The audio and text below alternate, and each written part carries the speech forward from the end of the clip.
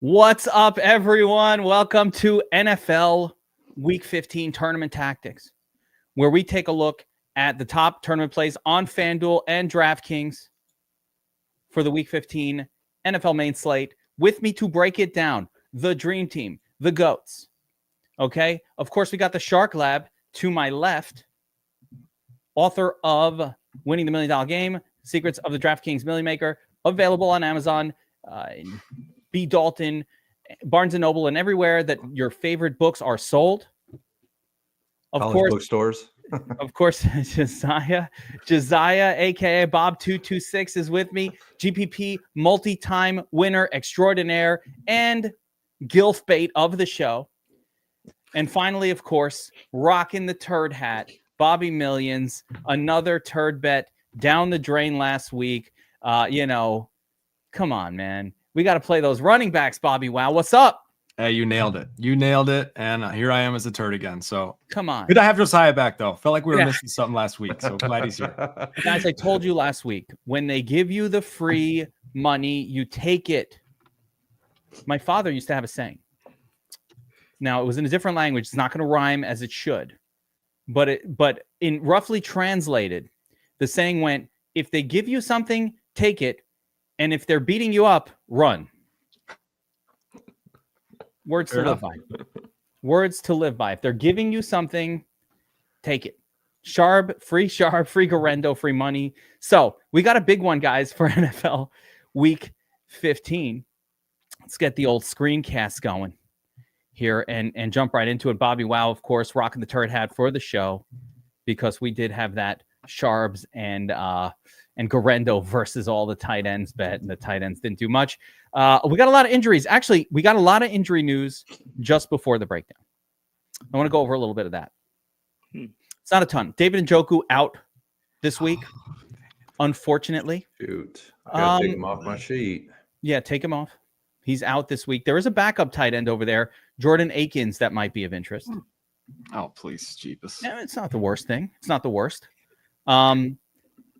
Scotty Walker is out. That's a FanDuel thing, I think, BobbyWow. Or Kenny Walker, not Scotty Walker. Who the fuck is Scotty Walker? Yep. We get a very cheap Charbonnet again on FanDuel. Little Charbs action for Sunday Night Football. For those who say we don't talk FanDuel here, yes, we do. Nice. He's super cheap. No one, yeah, see, I put on a fucking collar and everybody's like, what are you wearing, bro? That's what it is, because I've never been seen without a t-shirt, apparently. I'm going out to dinner after this. Leave me alone. You know it's bad when someone is wearing a poop hat and we got a turd attention on your work. Yeah, like not why is Bobby wearing the turd hat? It's why is Geek wearing a collar on his fucking shirt, on his t-shirt. I get it.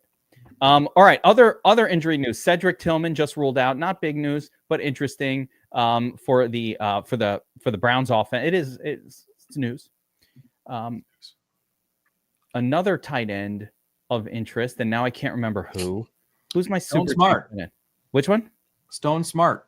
Yes, Stone Smart, the chalk, possible cash chalk tight end this week, due to injury as well. So, and actually, Evan Ingram was just ruled out, but I'm not super interested in his backup at all. So a couple of injuries of interest, of note.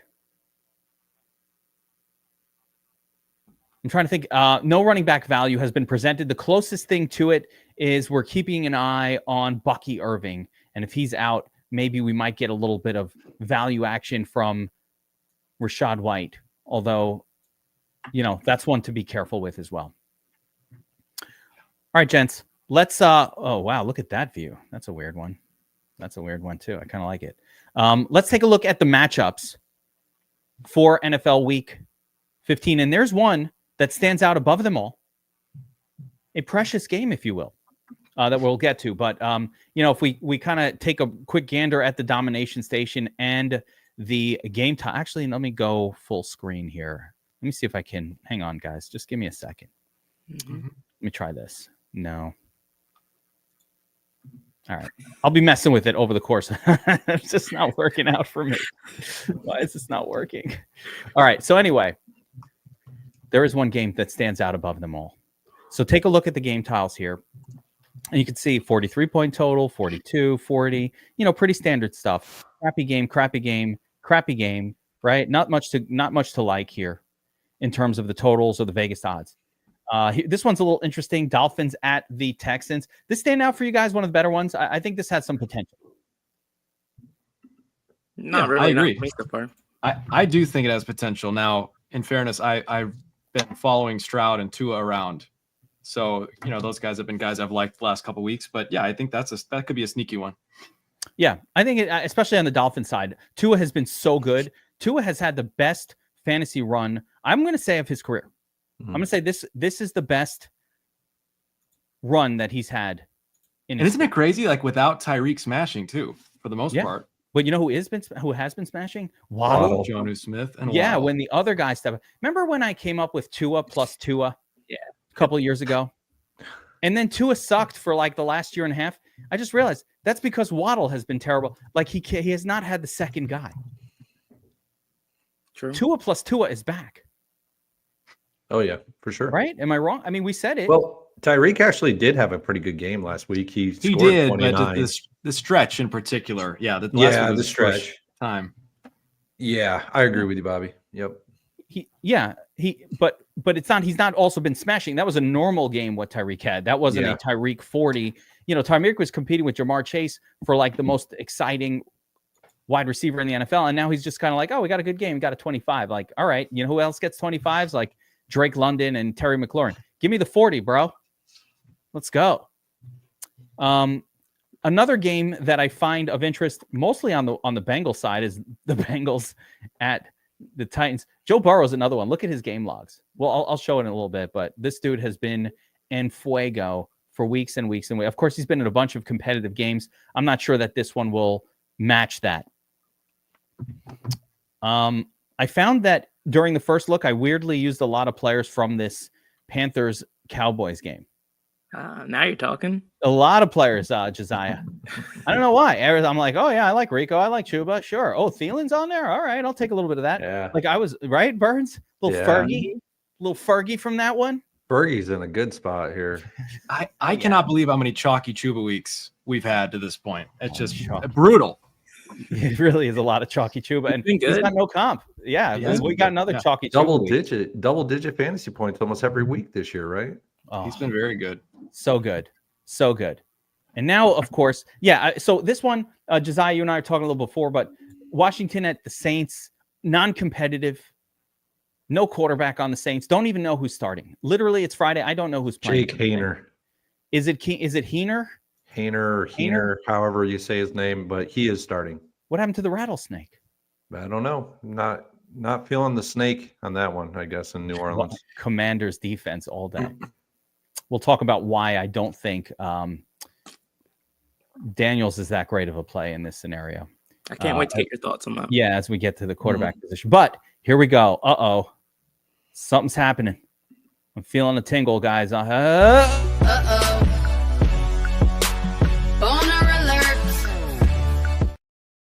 Apologies for that. But we have a game between the Bills and the Lions, 54.5 point total.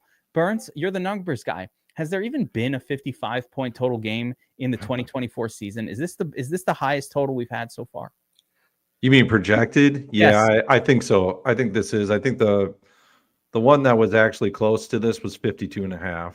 So that's as high as I think we got pre lock stuff projected. Yeah, that's the highest game total in the dome. Fucking massive fantasy points bonanza about to ensue in Detroit this week. It's a close game. Detroit 2.5-point favorites, 54.5 point total. Josh Allen, is there a hotter quarterback in the NFL than Josh just put up 54 last week, Allen?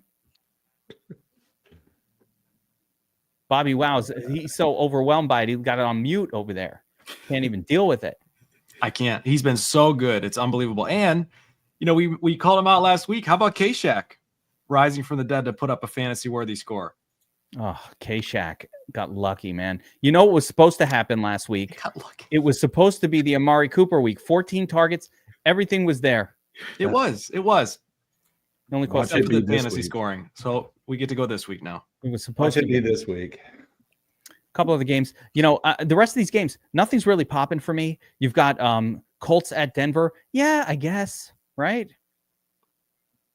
No. Meh. Not really. Yeah, No. whatever. Eagles at home against the Eagles defense, great. Steelers defense, really good. Not exciting. It's a slugfest. Yeah, it could be a stinker, especially with George double tap Pickens possibly out for that He game. is out. He's already ruled out. Yeah, not good. Not good. Ugly. Not good for the Steelers. And you want to run at this Eagles run defense? That's what they're going to do? I don't think so. Woof. That's not going to work out. And then I think the Cardinals are going to be a popular. Wait till you guys see the ownerships. It's going to blow your mind. It's going to blow your mind. Wait till you see this. I get that though. Okay, I'll have a lot of pieces from the Cardinals. Yeah, sure. the Cardinals. So Kyler Murray is effectively the chalk.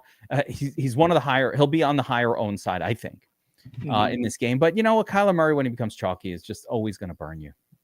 I mean, when was the last time we all wanted to play Kyler and it worked out? He only pops when you don't want to play him.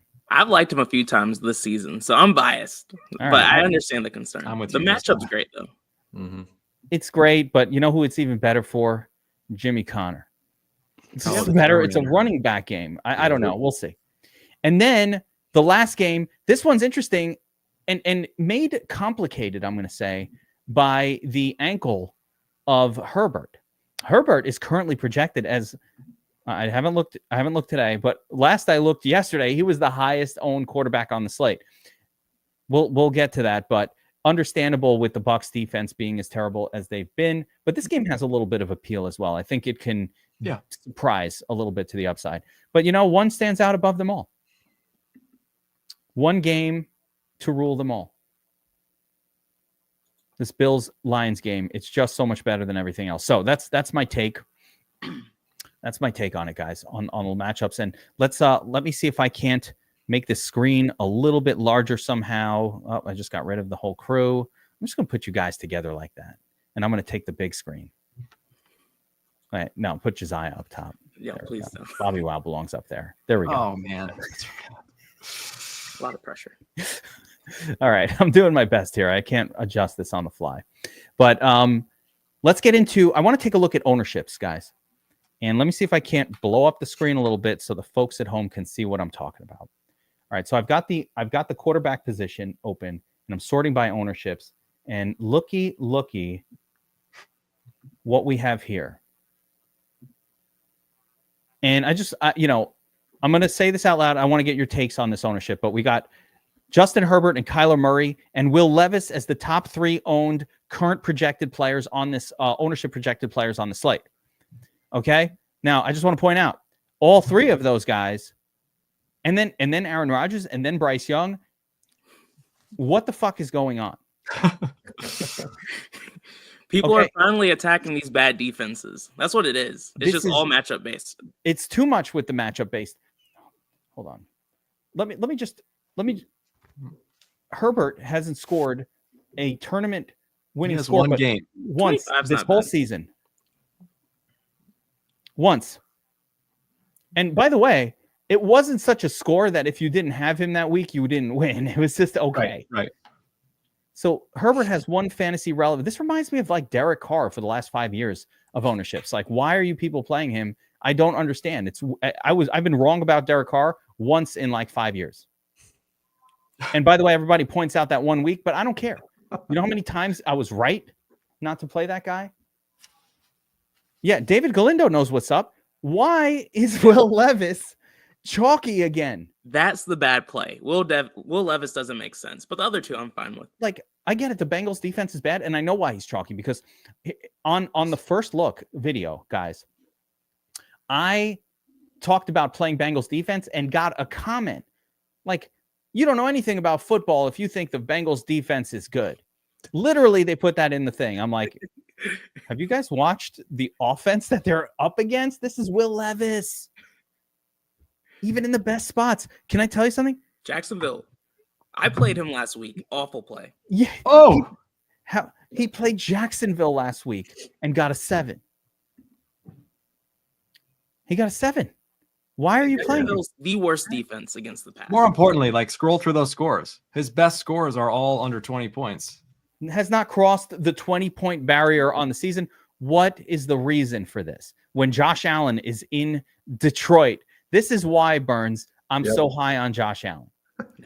Josh Allen is in Detroit. I get it. And, it is that recency bias, Kevin. You saw that 50 last week. No, and you're like, we're due again. I wish he put up a 6 last week. Josiah would have been just as high. He's on a carpet in a weather-controlled environment. And we're like, no, I'm going to play Will Levis, who's scored 20 points once in his career, that first game that he ever played, and it was an accident. Okay. If Allen had a pass-catching option that he had really good correlation with, I would love to play him. But it's a dart throw with any other pass catcher that you're playing with Allen at this point, and I'm just not going to do it. I'm telling you right now, he's getting Keon Coleman back this week. He's got Dalton Kincaid is back this week, Josiah. He's still questionable, though. No, he's back. He's back. They're all back. Even Keon Coleman is back. He actually has too many weapons. Yeah. I mean, even if you look at Kincaid this season, though, he's been just okay. I don't know. I'm not excited. No, I don't care about Kincaid. Never. By the way, you want to get crazy, Josiah? Naked. You could play him naked. I like the pairing with Amari Cooper, but who cares? Don't play him with anybody. Go roll it solo. He ran for 3 touchdowns last week. What else? Who's the third guy? We had Kyler. Yeah, Kyler's another one. I get the Kyler thing, but whenever Kyler is chalk, 20, 17, 11. Skip over the 1, 2. He's got 2, I'll call them relevant games on the season. These 2 28s. He's got a couple of 25s, which would have been fine, but like he was priced, at that time at 6,700. Those were not relevant weeks for him. So he's really only had 2 weeks this whole season where he's been relevant for fantasy in terms of like helping us win tournaments. He's not an Aaron Alka. He's become like a do exactly what's required to keep us in the game and nothing more quarterback. Like with the exception of maybe 1 or 2 of those games, those lines are indicative of kind of game management more than, what we've seen from Kyler's ceiling in the past. Limited ceiling, but when he has gone off. That's what I'm saying. He has a limited. They're not going to pour on the points. Everybody, this is a spot that I personally think that favors James Conner over Kyler Murray.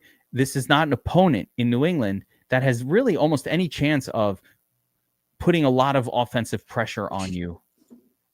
So I don't know. I don't think it's a great setup. I think when this guy goes high owned, it's because the people don't know who to play. And they're just like, well, he's 6K. He runs a little bit. The other thing that's deceptive, I think I figured this out, guys. Okay. This is what I do. I spend time trying to figure out what the hell's going on. And I just do that in life, by the way. I just try to figure out what the fuck is going on. Like there's other crazy things happening. Like there's drones flying overhead. I'm trying to think what's up with those too. I don't know what's going on, but I'm going to get it figured out. Why are there drones flying overhead all day? What is happening in the world? But with this one, I do know what's going on. So I looked at the DFS Army research station, right? And the prop-based projection for Kyler, and I'm like, why is it so high? And here's what happens. Because Kyler projects for rushing yards, his raw mean projection is just higher than everybody else. Take a look here, right? I'm like, why is it so high? Kyler Murray got a 19.37 raw projection, right? So I'm like, what's going on with this guy? Oh, here it is. He's projected to run for 26.2 yards, and they're giving him a 0.3 shot at running for a touchdown. Oh. So what ends up happening is Kyler Murray, sandwiched by kind of like other names that might be more expensive, even like a Jared Goff is more expensive than Kyler Murray, but he's only got a 17 because he's getting a 0 rushing yards prop. And effectively, almost no chance of a rushing touchdown. So, but when you look at Kyler's actual results week to week, he doesn't always run the football. Like he's not as much of a runner, I don't think, as what he's given credit for. He does sometimes, but like 16 yards last week, 9 yards 2 weeks ago, 21, 6 yards against Chicago. He's not always, and then he's got an 83. Like he pops, but it's not consistent. I mean, I'm seeing close to multiple 50-plus rushing games there earlier in the season, but he hasn't done it in a good bit. I think that's a fair point. I'm playing Kyler, though. I'm not going to I'd also point out, Josiah, that for him to get to 28 on this week against the Jets, where his freaking team scored 31, he had to run for 2 touchdowns. He did. What if he runs for only 1? Crap score. The ownership is what makes me nervous. I'm hoping it goes down. If he stays chalky, I'll consider fading him, but I just like the matchup, and so I'm going to play him. I'm not I think saying don't play him. Appropriate. I'm not even shitting on this play other than to say at 11. So if all was equal, I'm fine with it. Mm-hmm. I'm just like, if he's going to be the highest owned, the actual highest owned guy on the slate, I think there's some benefit, or at least some logic to this idea of, why am I going to play that? Like, can't we find somebody who will do just as well as Kyler at 3% or 2%? Burns, how often has the 11% owned QB been in the winning lineup this season? I'm sure it's happened, but I'm curious. Let me take a look, and I'll get right back to you on that. Like, I'm curious on the chalk, but anyway, those are the chalk guys. I thought it was worth noting. And then after those three, after Murray and Herbert's another one. Like, really, I get the matchup, but the Q tag has me really concerned. On chalk, are we talking 10% greater? Yeah. Okay. Like a 10% plus owned QB. Has that been the nuts? Very friggin'. And I mean, these other ones, I'm just going to think that's going to change between now and Sunday. But it happened twice this year. So yeah, it happens occasionally. Fine. But almost every week we have a 10+% guy or two. So yeah, I think to me, if you are going to play a 10% guy, it's Kyler. Like, I don't see any reason to go to Justin Herbert. His ceiling just isn't there. It hasn't been there for a long time now. So if you are going to look toward playing a chalky guy, if there was one that could do it, it's Kyler. So I'm with you, Josiah. I'll have some exposure too. Yeah. All right. Well, there we go. So with that being said, that's kind of like the broad overview of this slate. And we're taking a look now at the quarterback position, guys. If you're enjoying this video, we appreciate you hit the like button, share, subscribe, notify, and all that good stuff. We're going to get into the QB position, gents. And as usual, I kind of want to get your all feelings and who you like, and we'll talk about them. And I'm going to probably say bad things about them, and then they'll do great. That's how we like to do it here. So let's start at the very top of the salary range. Now, the field wants to pay down this week, but I'm just going to name 5 quarterbacks that are kind of on the expensive side that have been studs all season long. And I'd like your thoughts. Who are you playing? Who are you attacking? And why? And then I will possibly rebut those thoughts with my negative opinions. But Josh Allen at the very, very top play, big game, all that. Then you have Lamar, Hurts, Daniels, and Burrow. In descending order of salary. Lamar, again, in a smash game against the Giants. Too easy. They're going to destroy them. Jalen Hurts in a rough kind of slog against the Steelers. Jaden Daniels in a we're going to destroy these guys with our defense game against the Saints. No quarterback on the Saints except Heener. So nothing. And then Joe Burrow, interesting, but up against a Titans team that may or may not be able to put offensive pressure back onto the Bengals. That's another thing with Will Levis. Why the hell would I play Levis? If Levis is playing well, Joe Burrow is playing weller. That's a word, right? No. No, it's not a word. So with that being said, Josiah, tell me why it is that you're so excited about Jaden Daniels. I mean, almost for a lot of what you mentioned, he's surrounded by guys who have been smashing this season, but all of those guys are in tough matchups, whereas Jaden Daniels has been smashing this season, but he's in the softest matchup. And even in matchups where he's supposed to, where the defense is supposed to take over, like last week against the Titans, he still has a fantastic 3-touchdown game. I like playing Jaden Daniels in these great spots. And, again, he's so low owned. It doesn't take a lot for him to crush. I mean, it doesn't. I don't have to do too much to get over the field. So I can have good leverage on a 3% owned player when no one else is playing him. So he's the guy I'm going high on. And honestly, none of the other pay up options are showing up too much for me so far. Interesting. Outside of him. Yeah. I mean, my downside with Daniels is simply in non-competitive games, he really hasn't. I guess the exception would be last week because the Titans were not competitive. He still got you 28, ran for the touchdown. But for the most part, in non-competitive matchups, these guys have been able to sit back, lean on the run, and just take the win. So I'm not sure that they'll just press the issue. I don't think the Saints are live at all. And so that's my only negative. I mean, sometimes they lose to the teams that are bad, like when they lost to Dallas. So that's fair. Yeah. Although that was a great game for Daniels. Give me Daniels from behind. I'm happy. That's what I want. I want Daniels playing catch up. No, wait. I don't want Daniels from behind. Yeah. I definitely don't want that. But I do like when they're playing catch up. I think I have to put on the turd hat after that statement. Yeah, bring it back out. Burns, how about you at the high end of the quarterback zone? I'm in the same camp as Josiah here. Jaden Daniels is where I'm going to have some ownership this week. I get it. I understand the Allen call. He smashed last week. It's a high point total indoor environment in Detroit. But if I'm going in that game and I'm going with the quarterback, I'm going with, I'm going on the opposite side. So because he's in the 6K salary range. But yeah, I really like Jaden Daniels this week. Tattoo. I'm having a hard time because Tattoo in the audience is already designing a T-shirt with my face on it and give me Jaden Daniels from behind. And jeez. Hey, Tattoo, we need a boner DFS Army T-shirt too. Swag store and wherever your favorite T-shirts are sold. BobbyWow, how about you at the high end of the quarterback spectrum? Any of these guys floating your boat?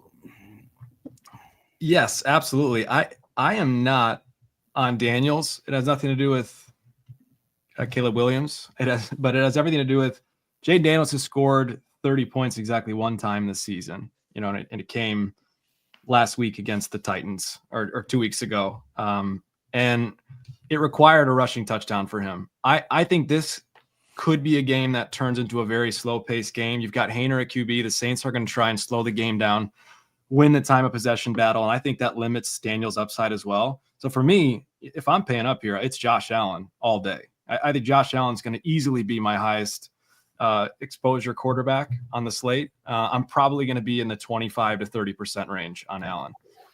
Hell yeah. I love the agreement, BobbyWow. Obviously, I'm core on Josh Allen this week.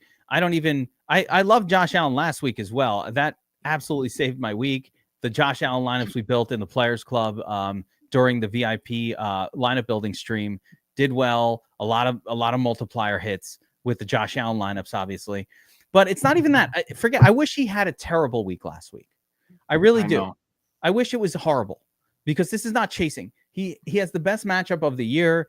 Two great teams. This is a potential Super Bowl preview type of game. Teams tend to play hard in these spots. Both teams need to win. There's so many reasons why. I'm just excited for that one. It's still like if this was maybe week 18, I actually wouldn't like a game like this because they'd be hiding whatever it is. This is week and no one wants to show their stuff. This is still week 15. All these teams need to win, and I think we should get offensive fireworks in that game. One thing I will note, BobbyWow, and I want you to I think Allen, I don't like running him naked, but I think it's acceptable if you wanted to do it, meaning unstacked. Yeah, I'll probably run, maybe, 5 lineups naked, but the vast majority will have one of Amari Cooper or K-Shaq, with a couple, and then maybe 25% with a secondary stack of Kincaid or Coleman. You don't want Josh Allen. Fading Josh Allen before the show, and now y'all are making me rethink my entire life.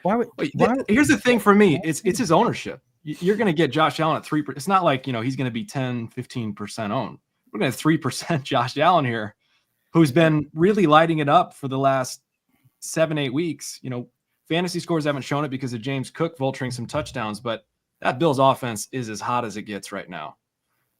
And they're gearing up. They're playoff ready. They're getting all their guys back. Keon Coleman's back. Kincaid is probably back, but Coleman is back. So they'll have their primary trio of wide receivers on the field. I do continue to think that Amari Cooper kind of like gets better with Josh Allen each week. I just think they're improving. I do want to note that Joe Burrow is on an epic run, his best run of his career over the last 5 weeks. Look at these scores. Hasn't even touched sub 25, multiple 30-point games. So Joe Burrow is the other guy of that group that I have some interest in. I don't think this is the matchup that is going to produce the fireworks that we've been getting from him. But you know what? I didn't think that was going to happen in the Pittsburgh game either. Did he get rid of his tips? Yeah, the Frosties. Because he's been playing better since he got rid of those. Yeah, shirt too. That's always going to happen, by the way. Just one final thing to tack on to the Josh Allen piece is his stacks are so cheap. You know, his wide receivers are so cheap. It really levels out his expensive price tag. I love that. With Allen. Yeah. It wasn't just the Allen start for me. In fairness, my first lineups all started Allen, Amari Cooper. Yep. It's just Allen, Amari Cooper. Cooper 14 targets last week. Give me some more a little Coops. A little more Coopy. All right. Let's go to the meat of the heart of the slate. Sort of the middle zone of the QB position. I'm going to throw out some names of ones that I think are of interest, but you guys might have some other names that are popping for you. So we're going to be talking anybody, 6K and below. For me, a couple of names I like at 6K and below. You got Goff, the other side of that game. Never safe, but always the upside is there. I like Jared Goff. Not safe, scared of it, but tournament upside. Little Mayfield, little Baker. Bo Nix, okay. I'm not playing Stroud, but I like Tua in that game. I'm probably, Murray and Herbert are the chalk. I'm going to let you guys discuss those two. I think Richardson is playable. And then I got Jammo down here at 5,500. For me, that's pretty much the whole group that I had some interest in, but some more than others. But I'd love your takes, guys. In the heart, BobbyWow, I'll start with you. In the heart of the QB position. Yeah, I'll just mention it. Yeah.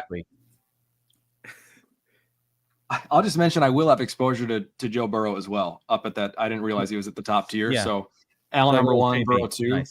In this range for me, it's a little bit of Goff, but primarily my focus is around both Tua and CJ Stroud. Stroud also. Oh God. Stroud also. And again, look with Stroud, maybe he stinks. Maybe he's just a bum now. It's certainly possible. He's gone on long enough to, for that to be an option. But, I want to believe that Stroud is still in there somewhere. We saw some insane potential last season. We got Nico Collins healthy. And, with him at 3-4% ownership, I don't have to go crazy on exposure for him to get some leverage. So, I'll probably be in the 20% Tua range and 15% CJ Stroud stacked up exclusively with Nico Collins. I think this game has sneaky shootout potential. You mentioned it up front. I think this is the game that's most likely to go over of these kind of like middling game totals. Yeah, I mean, I like it.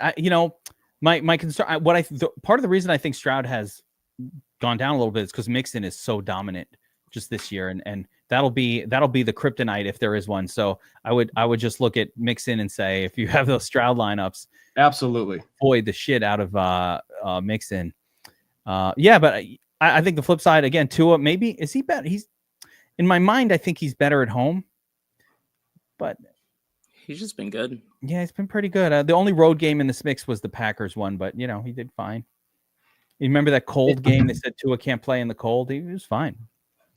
Yeah, I'm not going any lower. That to me is I'll be those 5 guys really, and that's between, it. Yep, Allen, Burrow, Goff, Stroud, and Tua. That's my main 5 quarterbacks this week. I'm not really venturing outside of that. Outside of FanDuel, where I'll have exposure to that night game. Yeah. Who are you playing from the night game? Gino? Jordan Love is one of the cheapest quarterbacks on the slate. Oh yeah. Jolo. Yeah, for sure. How about you, Burns? Who stands out to the Shark Lab this week at quarterback? In the mid, you've been a big advocate of playing QBs with 5s and 6s in front of their salaries. So we're in that zone here. Who's popping? I'll start off with Bo Nix this week. I think he's going to pop. He's probably been one of the most successful rookie quarterbacks in terms of fantasy production this year. He's had multiple 30-pointers this year alone and multiple high mid-20s. So I like him a good bit this week, and I'm not afraid of Indianapolis coming in with their defense at all. Indianapolis plays better in the dome anyway. So outdoors, Mile High Stadium, this is not going to be a good game for Indianapolis at all. So I like them a good bit with Bo Nix. I like him stacked right up with Cortland Sutton. Keep it simple on that one. A guy that I think is probably someone that's starting to gear up for playoffs, and you're probably going to start seeing more production out of him than what we've seen in the past from him. And his fantasy production has been very poor in terms of where he's at salary-wise this week. But he's going to start gearing up, and his counterpart that we know is going to start gearing up for playoffs too. I'll have Mahomes shares this week with Kelsey. I'm gonna go in that range here too. They're in the 6s. You starting to take the plunge? I'm not taking plunge in terms of like, I'll have a shit ton of them. I'm talking about 10%, field weight, 10% right around there. But he could actually pop in this game. The last road game that he had against Carolina, he actually had his highest fantasy production outside of the playoffs, and I think almost in about 2 years. So he put up 28 points in that game. So he's on the road against Cleveland. And the spread is actually, it's a tight spread. The spread is at 4. So, I mean, they're projecting this game to be kind of tight. So from a Vegas perspective. So, and you got Kelsey coming back to Ohio. I mean, there could be something there. He's from Cleveland. So he could show up in this game. And then from there, we talked about Kyler. I'm not going to go into him. I do like Kyler a good bit this week.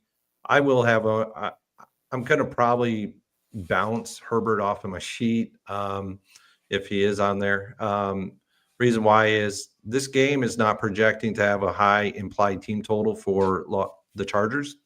And I tend to like my favorites at 24 and greater. So they're not at 24. No, they're right there, 24 and a quarter.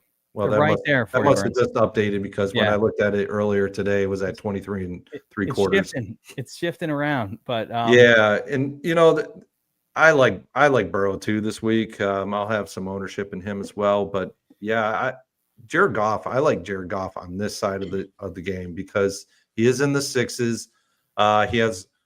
He's at home. He has a strong likelihood to pay off his salary. I just don't know if I like the salary on Allen this week at all. So, but probably will build some hand builds with him. Got to have a little bit. Nothing here with Richardson, maybe or some of the cheap group for you. No, a lot of these cheap groups they're underdogs this week. And solely looking at winning Millie Maker lineups, right? Not even the top 20, just solely the top dog of the Millie Maker. 77% are favored quarterbacks in their lineups. Play the favorites, guys.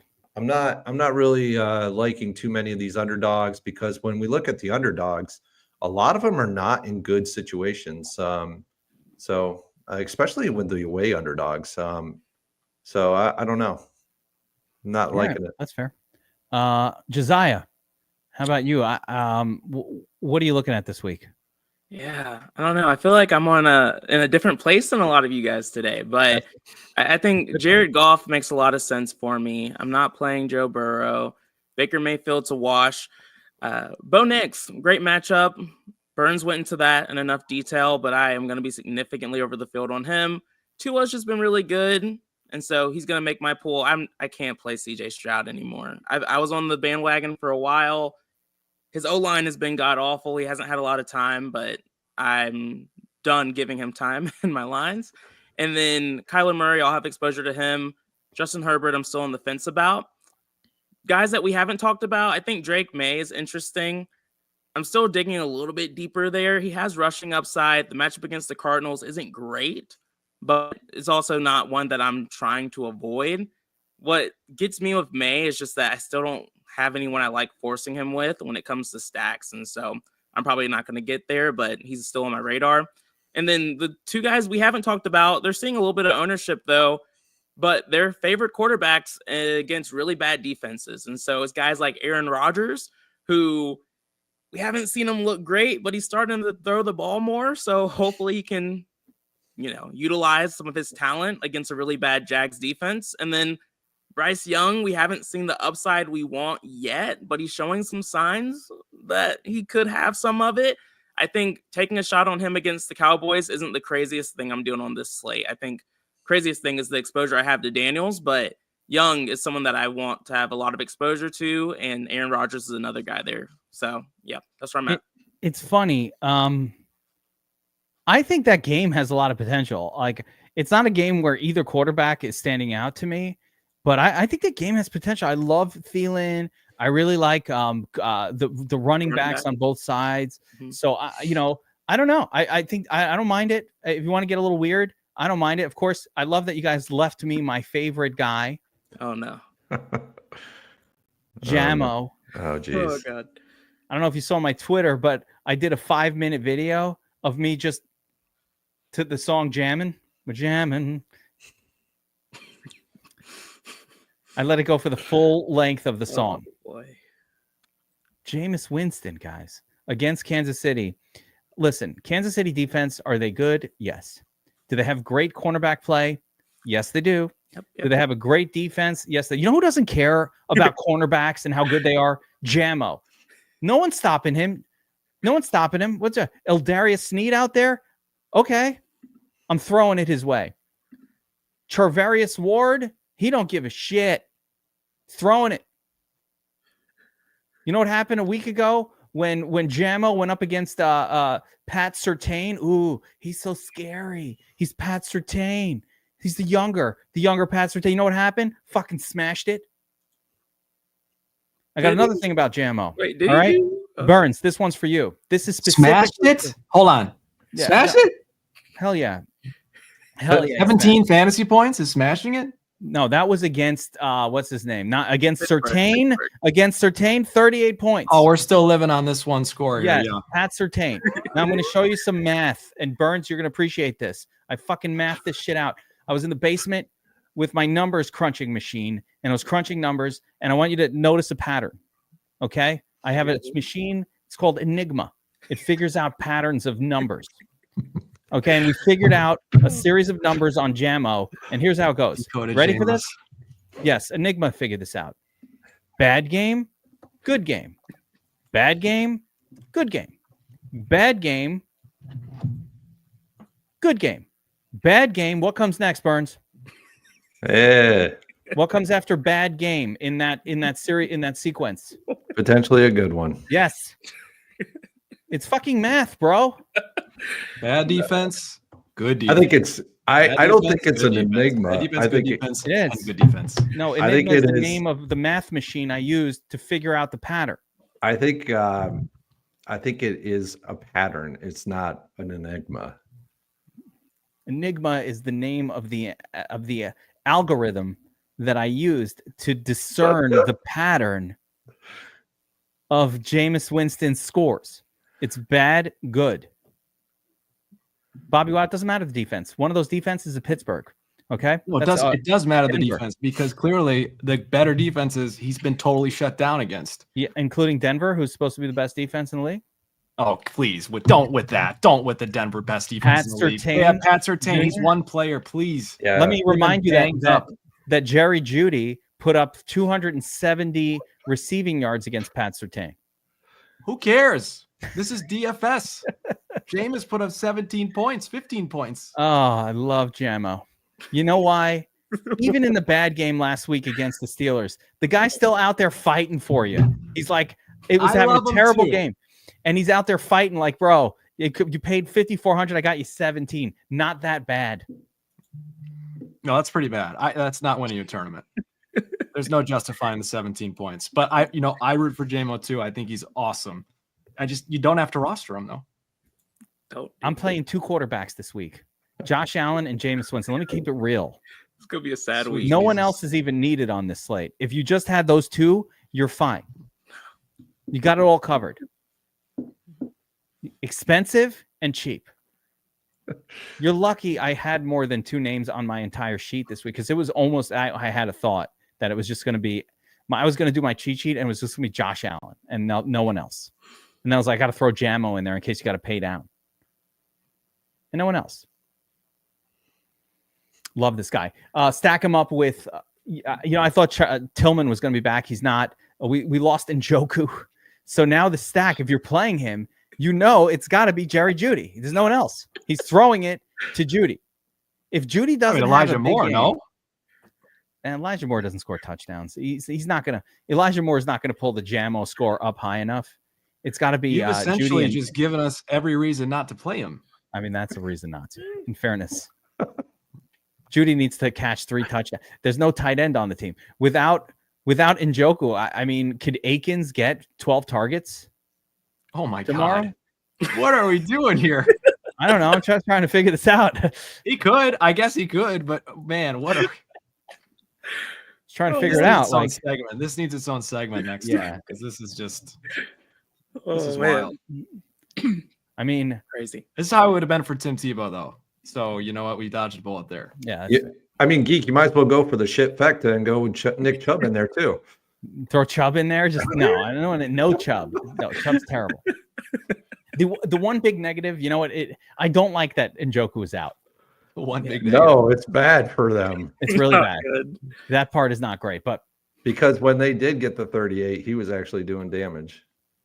And Njoku's been getting 14, 17 targets a game. Now we got Jordan Akins. I don't know. I lack confidence, but at least he's 2,700. If you're playing Winston, you got to include him. At this point, you have to double stack Winston. Like, you cannot play Winston with just one guy. It has to be double stacked. He's not getting there with just one. So at this point, that's the prayer list. You deliver from pick sixes. Akins putting up a score, a productive score. You would think I would know who the WR3 is when Cedric Tillman is out for the Browns, as much as I love sort of Jamo and all that. I don't even know who it is. That's because Cedric Tillman is a WR3. Normally, but he's out. Who the hell plays WR3 for these WR1. guys? Isn't it what's that? I forgot. Is it Jamari Thrash? Oh, Thrash. Oh, he's not. Is it Jamari Thrash? I think it might be Thrash. Yeah. Yeah, it is him. And he's a rookie. He was good in the preseason. Michael Woods the second and Jamari Thrash. Woods. Oh, yeah. Mike Woods. Oh, yeah. With David Bell on IR. That is a gross. Mike Woods is no joke. He's talking himself into the plays. This guy looks like an NFL wide receiver. He's got the long hair. CeeDee Lamb part 2. Yeah. It's got the hair. All right. That any other quarterbacks? No. I got so excited for Jamo. I don't even remember where I am, what time it is, what day it is. Oh man! And no, it's really Josh Allen week, guys. And then you see KC defense put up a 20 in DraftKings fantasy points. Yeah. Yeah. And by the way, I have no problem playing KC defense in that lineup against Jamo. No worries there. It's going to be so gross on Sunday too in Cleveland. Rainy, 40 degrees, a little bit of wind. No, there's so many reasons. And now he's going to go off, but no, he's not. He's probably not. He's definitely not going off after this. Yeah. I should have shut up. I should have kept quiet about the Jamo play and just kept it to myself the way all you guys ridicule me. Sick of it. I'd rather play Tommy D this week than James. Now I've planted the flag so hard that I didn't know about bad weather in Cleveland or anything. Like if any of that actually happens, I'm going to feel obligated to go massively over the field on Jamo just because I talked it up so much. You know, there's no pivoting from that. You just got to go in. They're like, where are the wins, Geek? Like, I didn't actually play him. I changed my mind. Damn it. All right. Let's shift gears then. Hold on. One more thing about Jamo. Let me just check the props projection. Jesus in heaven. It's not good, guys. Nope. It's not good at all. He's a guy that you look at and you just go X out of my player pool. Yeah, it's not good. Let's forget I said anything. You know what? Forget I said anything. Now he's definitely going to go off. I hope so. Oh, man. Forget I said anything. If we look at the props projections, the guy who stands out the most, and none of us talked about it, and now I have to mention it because I'm looking at the projections. The guy who actually stands out quite a bit, and not shocking, is Richardson. So we got to throw him in the discussion. He is far and away, the best projected on against his salary. If we just look at the props, hang on, let me salary this up in order so I could see it properly. And yeah, props. So they're listed in salary order, right? Look at Josh Allen at 25, fucking smash coming. But Bo Nix pops a little bit. Richardson and Kyler, of course, as well. So understandable, but Nix, Richardson, Kyler kind of have that nice little projection number. And then your boy, Drake May, Josiah, also popping a little bit on the props-based projections. So there we go. My guys, what's up? Okay, let's shift gears to the running back position, and let's take a look at what the chalk is. You guys want to guess before I click over? I'm not going to show you. Chat, you guys want to guess? Chuba, for sure. Chat, yeah, Chalky Chuba. I mean, it's in the name. Chat, you want to guess who the high-owned running backs are this week? Put them in there. Besides Chalky Chuba, we already know that one. Yeah. Rico. I think both running backs from that game are going to be up there. Let's see. Rico. Arikaka.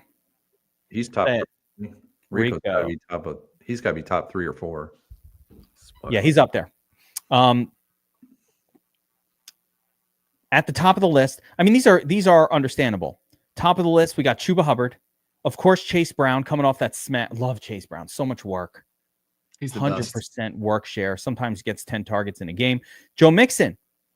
This is where CJ Stroud fails and Mixon hits. That's Kamara. Time to reverse. Can we stop making Kamara chalk a thing? Why do people do this? Every week. Well, let everybody else roster. Yeah, him. let them do it. Let them do it. I don't know who these people are. It's the they. Arikaka.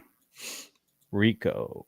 And then we have Connor, Saquon, Derrick Henry, all in crush spots, but we can't afford it. Can't afford this.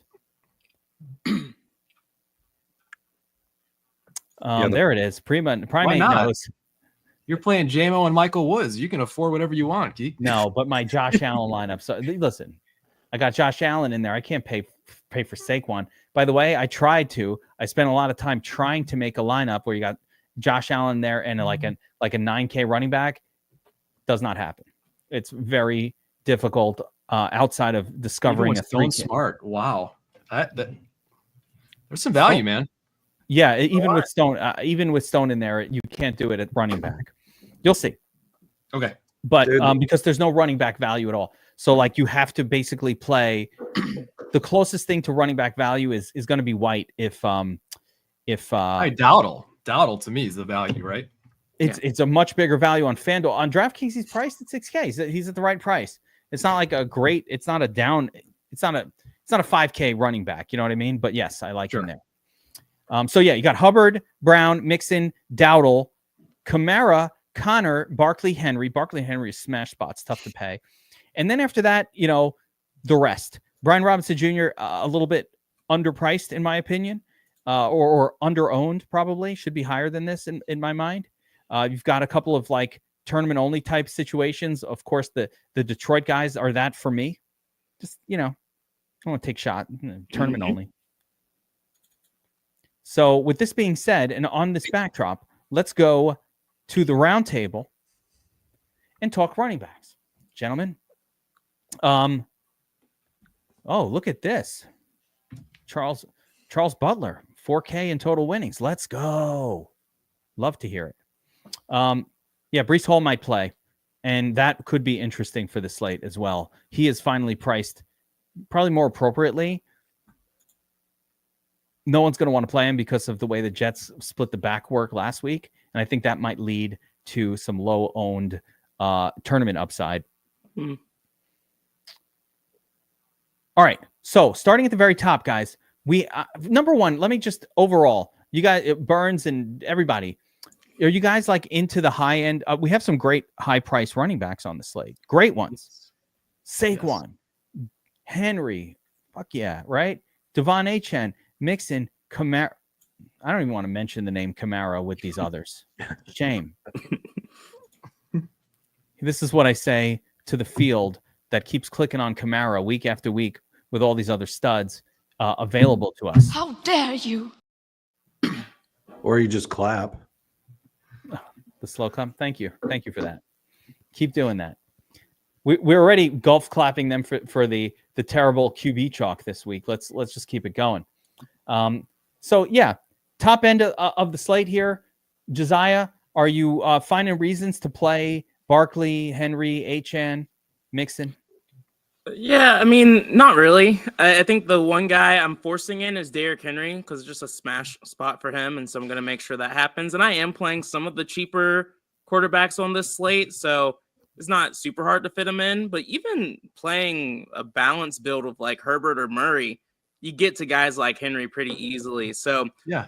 Henry's the guy I'm going to have exposure to in those lines as really the main pay up option for me on the slate. So it's Henry over Barkley as your top guy. Yeah. Okay.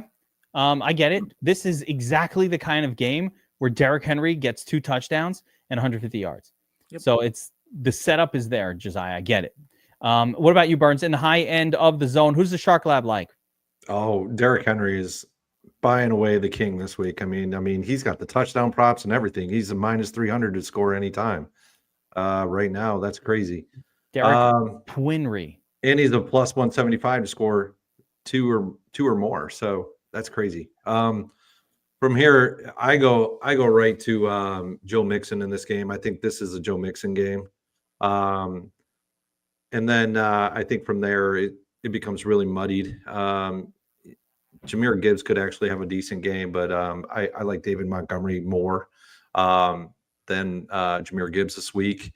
And then from there, it's Chase Brown after that. So it is that's how I see the slate playing out. You know, King Henry could actually have a massive game this week. So I'm on board with that. Same with Josiah on that one. And then I'm going Mixon from there with Chase Brown, mixing in Jahmyr Gibbs and some Montgomery in this higher price range. BobbyWow, what's your thoughts on the high-end group here? Yeah, I don't think this is a slate to get cute at running back. To me, the vast majority of my exposure will be around 3 guys, and that's Henry, Mixon, and Chase Brown. So those 3 guys will be my top exposures. Yep. Yeah, I think you can get him in this week. Fully agree. For me, Chase Brown is like a core play. So he because of the price, I'll have him more than these other guys, but it's a price-based thing. He's just kind of a little bit less expensive. Derrick Henry, when was the last time he didn't smash in this setup? That's what talking about Derrick Henry. This is the setup for Henry. And by the way, the fact that nobody mentioned Barkley, it's still fucking Saquon Barkley, guys. And he is the man. So very interesting. But yeah, I agree with you guys. Mix in Henry up top. Chase Brown. Some interest in Achane just because he's Achane and he has 30-point potential. I think Achane and kind of Jahmyr Gibbs are really similar type of plays most of the time. They get about the same volume. Both of them a little bit capped by how much volume they get most weeks. So, yeah, I'm down with it. Gibbs and Monty for me are just, GPP pieces for that one game. You never know which one's going to go off. Yeah, I'm double the field on both Gibbs and Montgomery. It just makes sense with that high game total. I can understand people not playing golf, but you need to have exposure to some guys on this team on Sunday. Yeah, it's just, I want to build around that game quite a bit. And so that's it. Like I'm looking for bringbacks and all this stuff and build arounds. You'll hate to see that game going off for 70 points. And you're like, wow, why did I fade this one? Oh, it was just the highest total of the year. So I figured, fuck that game. Let me play some Denver players in a low-scoring stinker instead. Like, come on. So let's play people from that game. All right, next group here. There's a couple chalk plays in the sort of the heart of the running back category for this week.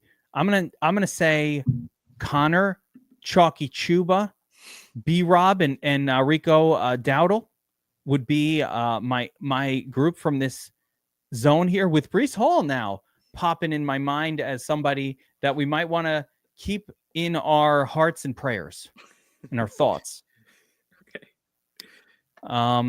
BobbyWow, why don't you start us off here, though?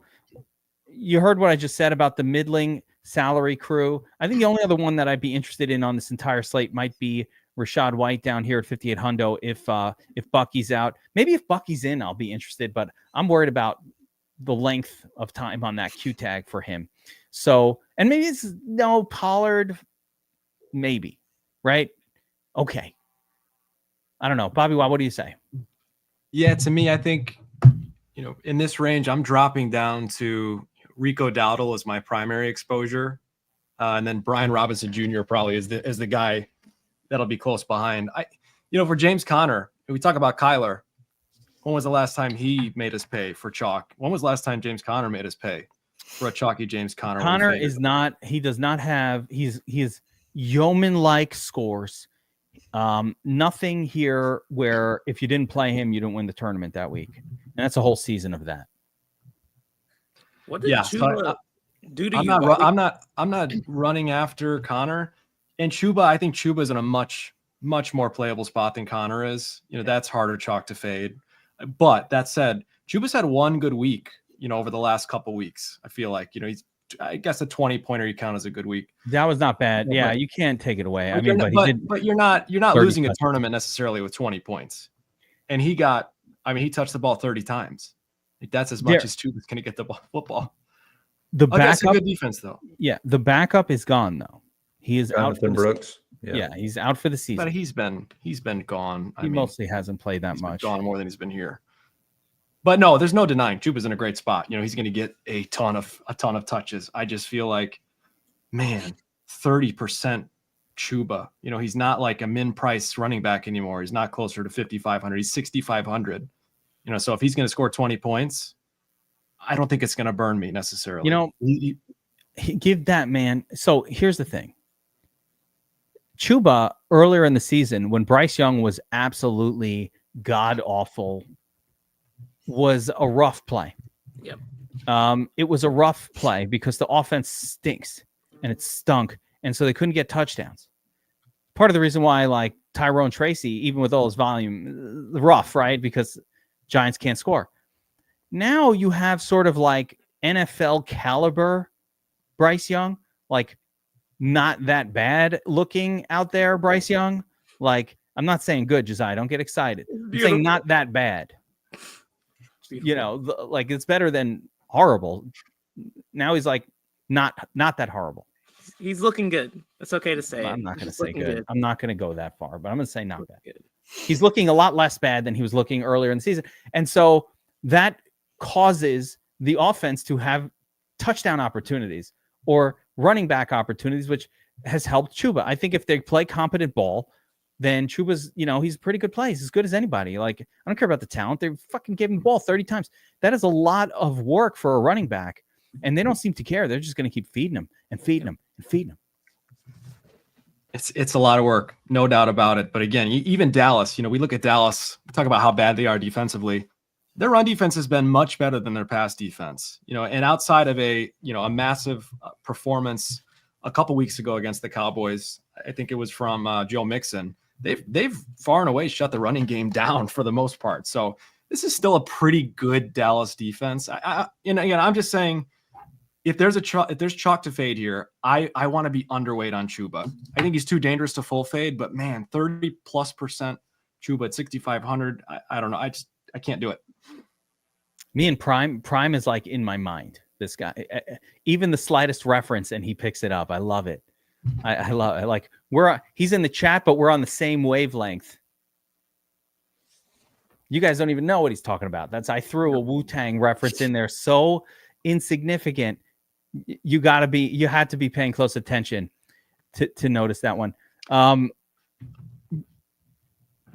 Burns, running backs in the heart of the slate. BobbyWow mentioned Dowdle, of course, we all love, and B-Rob. And B-Rob. Uh-huh. What about you? Well, I'll have a lot of Brian Robinson. I think you have to. He's $6,200 and he's going up against a porous defense. So, I'll have a good bit of him. But a guy that's probably going to go significantly underowned that I think you need to start looking at 5,900 is Ramondre Stevenson going on the road into Arizona. He's on a fast track indoors. Arizona's just a meh run defense. And equally, they're just a meh pass catching running back defense, so they don't produce, and their defensive line is just meh. So I think you can get some ownership shares here. I'll definitely be over the field on him.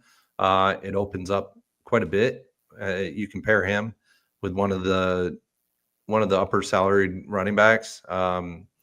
And this is probably the way Drake May actually gets work done this week is with Ramondre Stevenson. I don't think a chalky Hunter Henry is going to get it done this week out there in Arizona. Arizona is actually a really good. They're a really good defense against the pass, and but against pass catching running backs, they're not so good. So I think this is where New England's going to move the football this week right here. Interesting. Yeah, that is not on the radar at all. So yeah, really interesting one. Josiah, how about you? Any of these guys popping for you? I'll make a comment about Stevenson. I feel like every time I play him, he fails me every single time. But I get it, and I'll continue to ride the wave. And I'm here with you. No, I don't. There's no one in this range that hasn't been mentioned that I like. I'm just double checking. But yeah, I'm on a lot of the chalky guys in this range. Breece Hall is someone that I will force like 2 to 3% of because everyone's going to be scared to play him and not a bad matchup. And then I force some exposure to Brian Robinson Jr. as well, where I should be around double the field, but we'll see where that lands. And then I'll play Stevenson because I like the call. And one guy I forgot to mention too is Tyrone Tracy. He was the third guy I was looking for here. The Ravens are a really tough defense, but Tyrone Tracy got 10 targets last week. He's as involved in the passing game as any wide receiver on that team. So again, just volume. It's a volume play at zero ownership. Potential leverage option here in Tyrone Tracy, 5 to 10% of him. Yeah, I mean, that's a tough trigger to pull, Bobby, against Baltimore. But I get it. If they're going to throw it to him 10 times, if they're going to throw it that many times, fine. 10 targets. Where did that tournament play? No doubt about it. But 10 targets. I mean, but you're aware that Tommy Cutlets is starting for the Giants this week, right? Just making sure you know who the starter is. It doesn't make a difference. I mean, he goes to his mom's house for cutlets on a regular basis, which is literally like 2 minutes away from the stadium. Yeah, the other players go to his mom's house for cutlets too. Oh, there you go. Speaking of cutlets, there's a place by my house where you just go there and they just give you a tray with like 40 thin cut cutlets already done. You just do with it what you want. Yeah, it's like a to-go place. And you just go and you get a tray of cutlets. So I just go pick up the cutlets. And then I don't need Tommy's mom. I got this guy Dom who makes the cutlets right up the street. And then you make yourself a chicken sandwich. Pull out a cutlet, throw it on a potato roll. It's just as good as being at Tommy's mom's place. It's like the same. You guys don't have that because you're not in New York. Yeah, I can't relate. No, you don't know what's up. Back to running backs. Okay, back to the running back spot. The only one that no one really mentioned. Listen, I think we can just make a note that I think if Bucky plays, fine, but if Bucky doesn't play, White is going to be interesting. And no one, I guess we're all in agreement that I don't think James Cook is somebody I on. I don't know. Is there a fade Josh Allen for James Cook scenario here that you could think of? I just think it's an exposure to this game scenario where, you're going to want exposure on all sides, and James Cook included. He's got multi-touchdown upside here. Not my favorite play, but in a 55, point total game, 2 to 3 touchdowns for a running back is not totally out of the question. Yeah, the Lions have been good against the run. They've been worse against the pass. But just because of the super low ownership on James Cook and he wasn't utilized at all last week, I'm going to have some exposure to him, probably closer to field weight, like 5%-ish. Somebody's asking me about Sincere McCormick. That must be a season-long question. I'm not seeing him on the slate. Unless I'm missing something, that would be McCormick Vegas, is on the Raiders. Right? Yeah. That's not. He's not. Right? That's on Monday night. I think Madison's back. Just on that note, because that might be a FanDuel question. Madison's back. Is Sincere McCormick playable in that scenario? He plays on Monday night. Oh, it's Monday? Okay, that's what. So I'm like, Bobby, did you? We haven't looked at that game. I had to do a double take. I was like, wait, what? Yeah, wait a minute. You're trying to Monday night. mess up my mind. I don't know, because Madison is back with McCormick, so I don't know if they're going to play Madison. I really don't know how that's going to work. All right. Any flyers on Jaleel McLaughlin or Kendre Miller? I do have a flyer. All right, hold up. I have a crazy running back for you, BobbyWow. Please. Oh, boy. And I have a reasoning for it. I feel it's more of a FanDuel play, though. Okay. So, Christian Rodriguez. Oh, jeeps. Just bear with me. In the blowout last week, this guy came in the game late for the Commanders, ended up with 13 carries, and got a touchdown. If this game is a blowout, and you need a Stoneman salary flex on FanDuel, I think there are worse things you could do than to play this turd. I said it. No comment. Boom. If you don't think he's getting carries, then Brian Robinson Jr. should be like lock button all in. He pretty much is for me on FanDuel. B-Rob? Yeah. When Eckler's out, B-Rob is... Yeah. It's no difference. FanDuel, DraftKings, the same thing. They throw it to Brian Robinson. It's not like he can't catch a pass. Yeah. No, but his price on FanDuel, I just like him on FanDuel a little bit better. But yeah, I mean, I love him on draft. I mentioned him. He's one of my two guys in that middle league. Lock button. Okay. No, not. But I was just saying, Chris Rodriguez. I was thinking like, all right, it's either Brian Robinson Jr. getting all the carries or somebody else got to get some carries. Then I checked this guy. Now, last week was a blowout, so he got in there for that reason. So I'm just trying to think of what will ruin the Brian Robinson play. This is what will ruin it. Nothing will ruin the Brian Robinson play. Or nothing. Only Brian Robinson can ruin the Brian Robinson play. That's or true. Jaden Daniels. That's true. All right. So no McLaughlin? No. Okay. No. All right. Wide receiver group. There's one running back I like that's a bit of a dart throw. Javonte Williams going up against the Colts. A little scary, but he's had upside this season. Not little consistent. scary. That's a lot. A lot of scary. Hey, he's 1% owned. Me having 5% gonna be way over the field. And it's a great matchup, which is all I really care about. I love running backs that when their team scores 41 points, they get 4 carries and a single target. Are you concerned that Jaleel McLaughlin 3x'd Williams snap count last week? Hey, there's risk. But I do like Javonte. I just think they always play around with who's going to be the guy this week. And I like taking a shot on a low-owned Javonte. It's a dart throw, not someone you want to have too much exposure to, but it's a dart throw play. I'm passing on these Denver turds. The only running back I want in Denver this week is Anthony Richardson. No reaction to that? Because I said running back in Denver, and then I said the name of a quarterback that's not even on Denver, but running for his team. All right, forget it. We knew what you were going for. We knew. All right, I'm just making sure that I needed to explain the comedy to you guys. No. All right, I'm going to the wide receiver group. We're going to sort by ownerships and see there. Okay, so let's see what the chalk looks like. This is not disturbing me at all. I think it's okay. So take a look, guys. Ladd McConkey A little surprised with T. Higgins, but actually, sometimes ownership makes me think.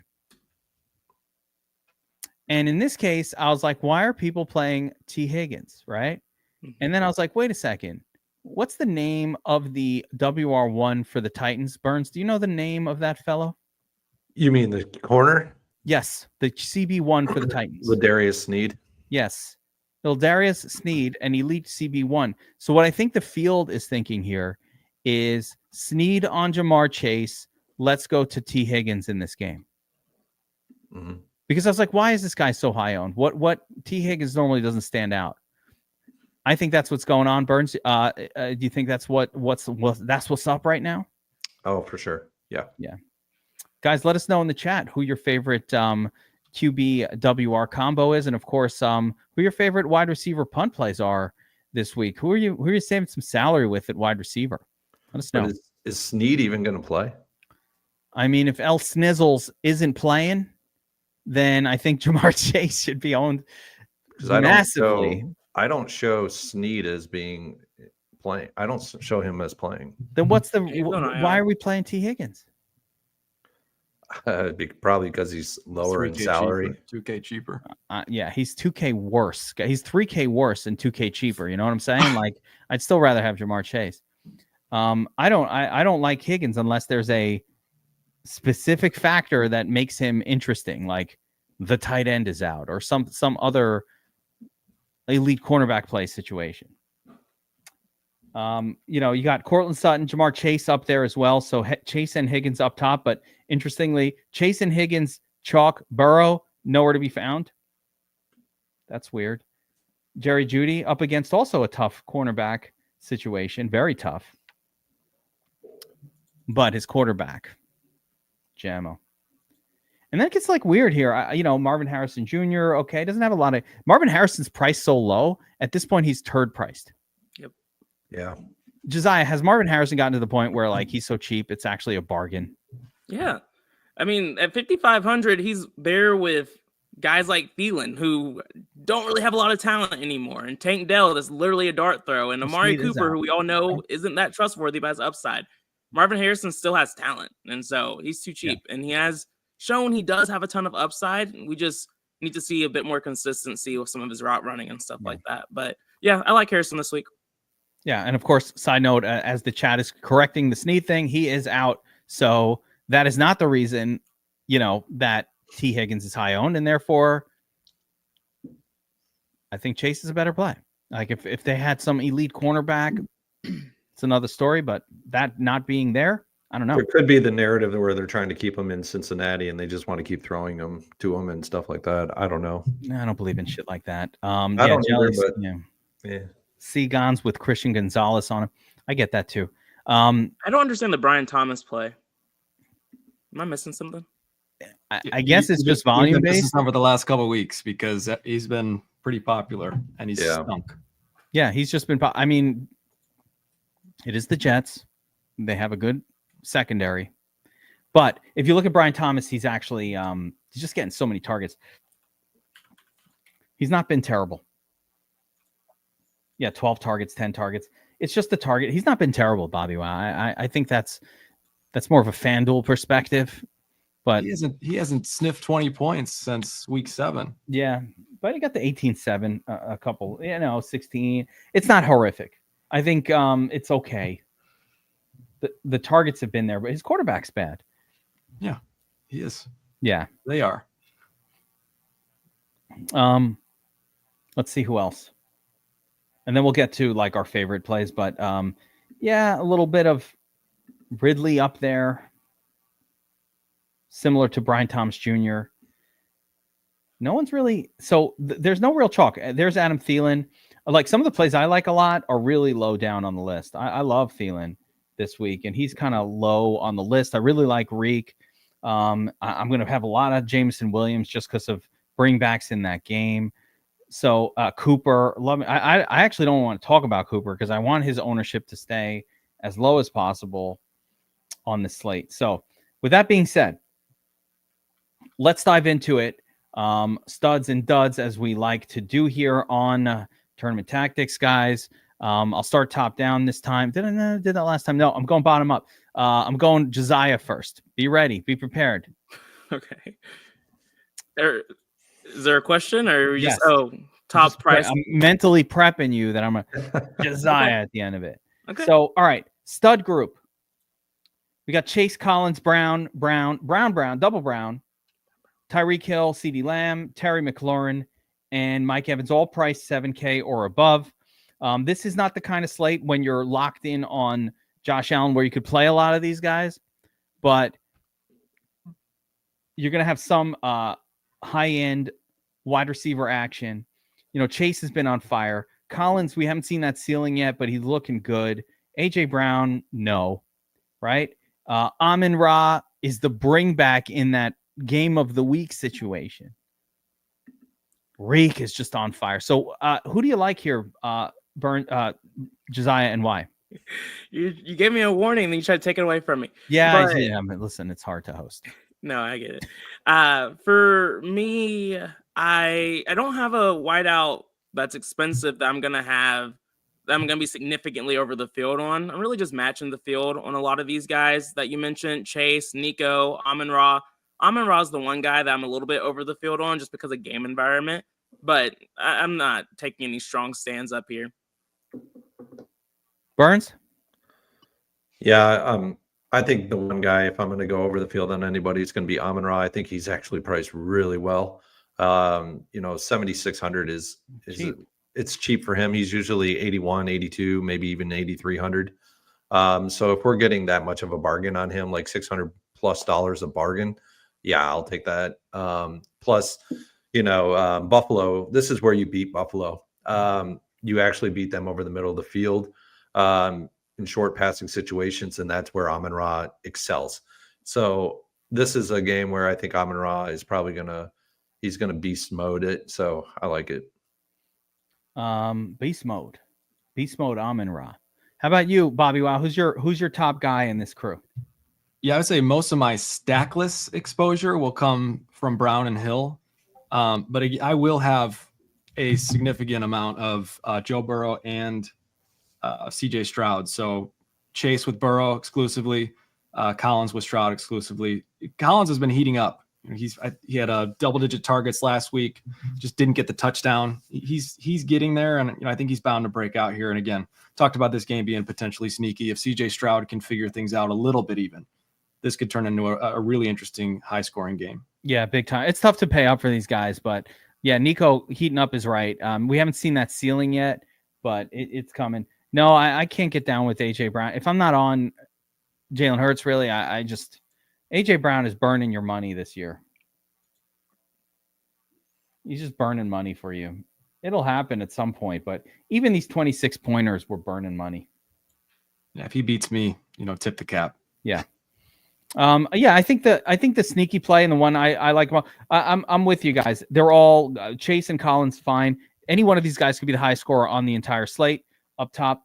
I think Brown and Tyreek Hill as well. Very, very good plays this week, and that will be the four from this group that I'll be primarily focused on. I looked at Mike Evans, and my thought with Mike Evans is like you always kind of want to play him when he's low owned. Oh wait, we're going this low?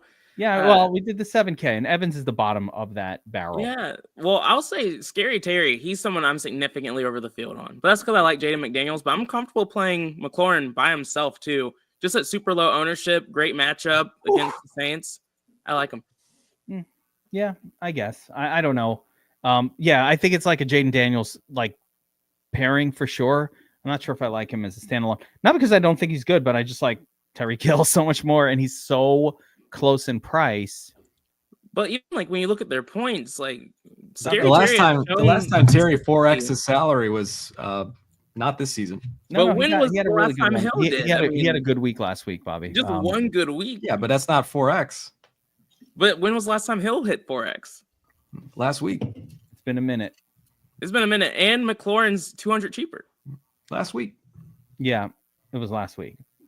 Now, I just like this game environment better. Like I said, my issue with McLaurin is Washington hands it to B-Rob and wins this game, no problem. They just don't need it.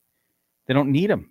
And McLaurin's been 4x. He's a little bit cheaper, so it's cheating. But yeah, he's right there. I mean, that's grasping straws. He's very close. He's but it's not been his thing for his career.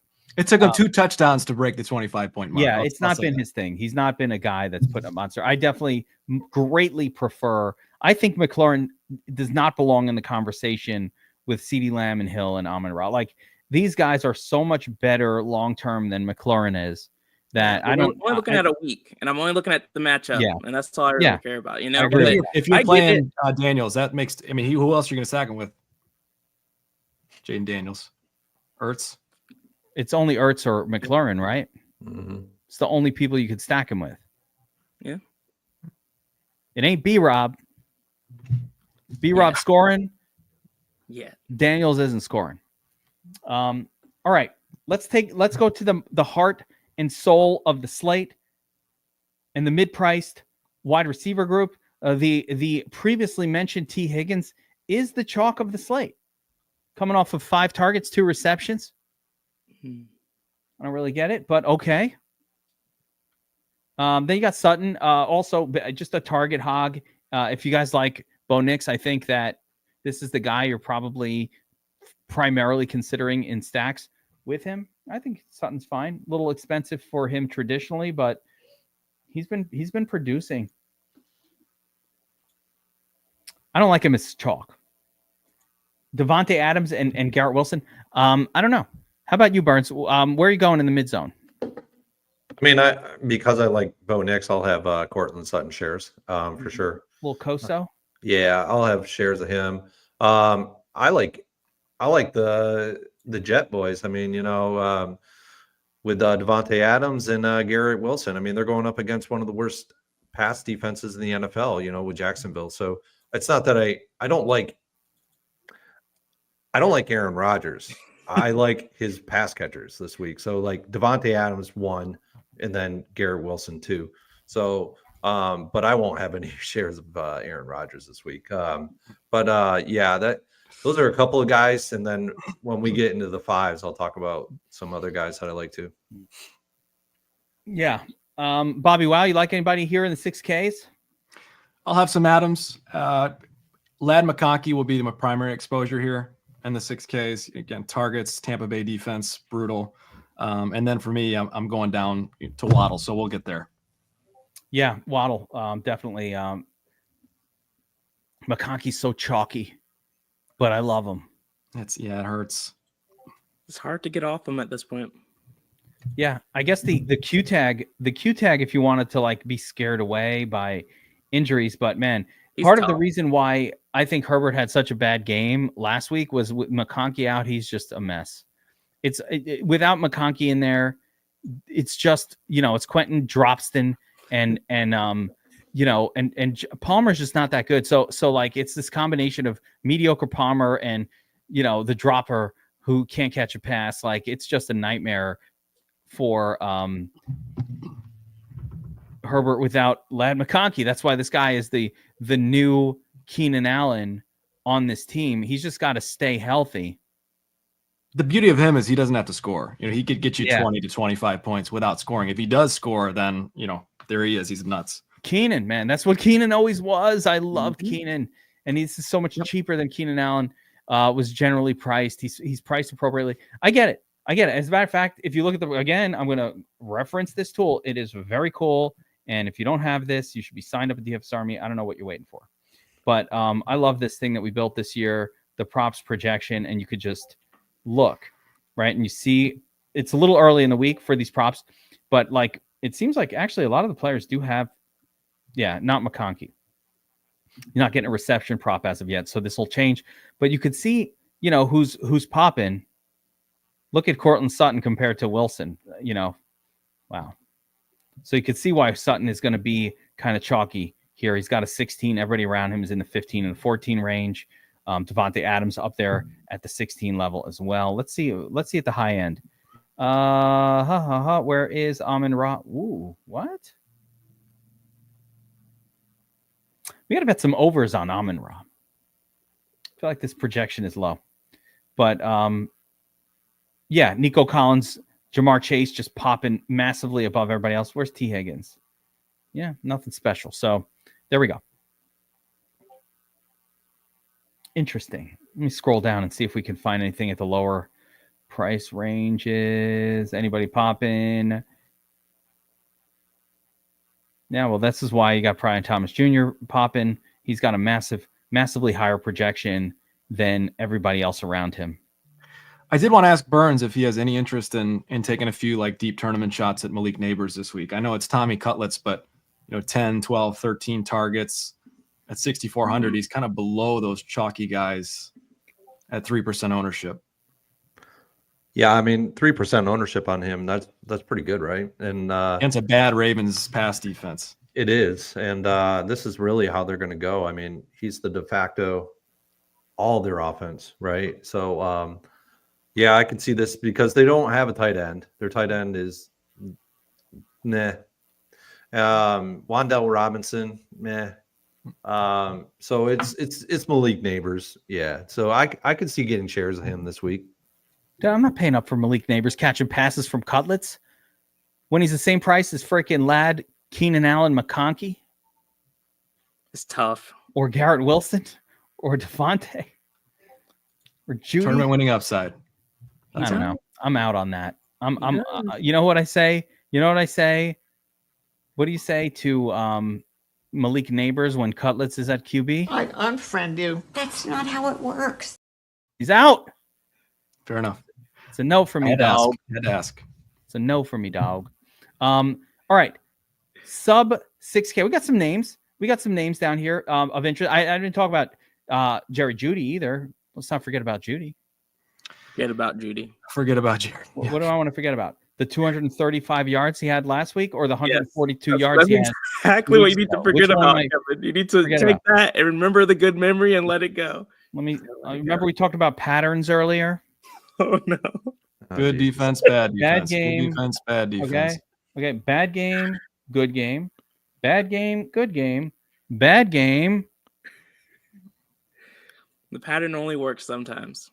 Good game. You just talked about how Jerry Jeudy is going to be the only NFL caliber talent on the offensive side of the football for the Browns. Yeah. That means they got to throw to him a lot. Defense. They got to throw it to him quite a bit. So many targets. I'll take Malik over him. Me too. Turd bet right there. Is that the turd bet, BobbyWow?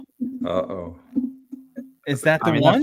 That feels kind of bogus for me. That's a pretty lopsided bet. Considering you said it with so much confidence. All right, I'll leave it alone. Yeah, I'm in. No, turd hat bet. Malik Neighbors outscores Jerry Jeudy. Okay, there it is. Guys. Yeah, Tillman's not back, Mo Green. So that's the problem. If Tillman was back, I think and if we had Njoku, I think this would be a much greater spot for Jamo. Jamo's going to have to pull out some extra magic powers, but he has them. He knows he's got it. I like a lot of guys in the 5K range. So let's get into this range, guys. I'm going to start us off because I like a lot of these names, but a couple stand out to me above all others. So we're down in the fives, guys. We got to save some money.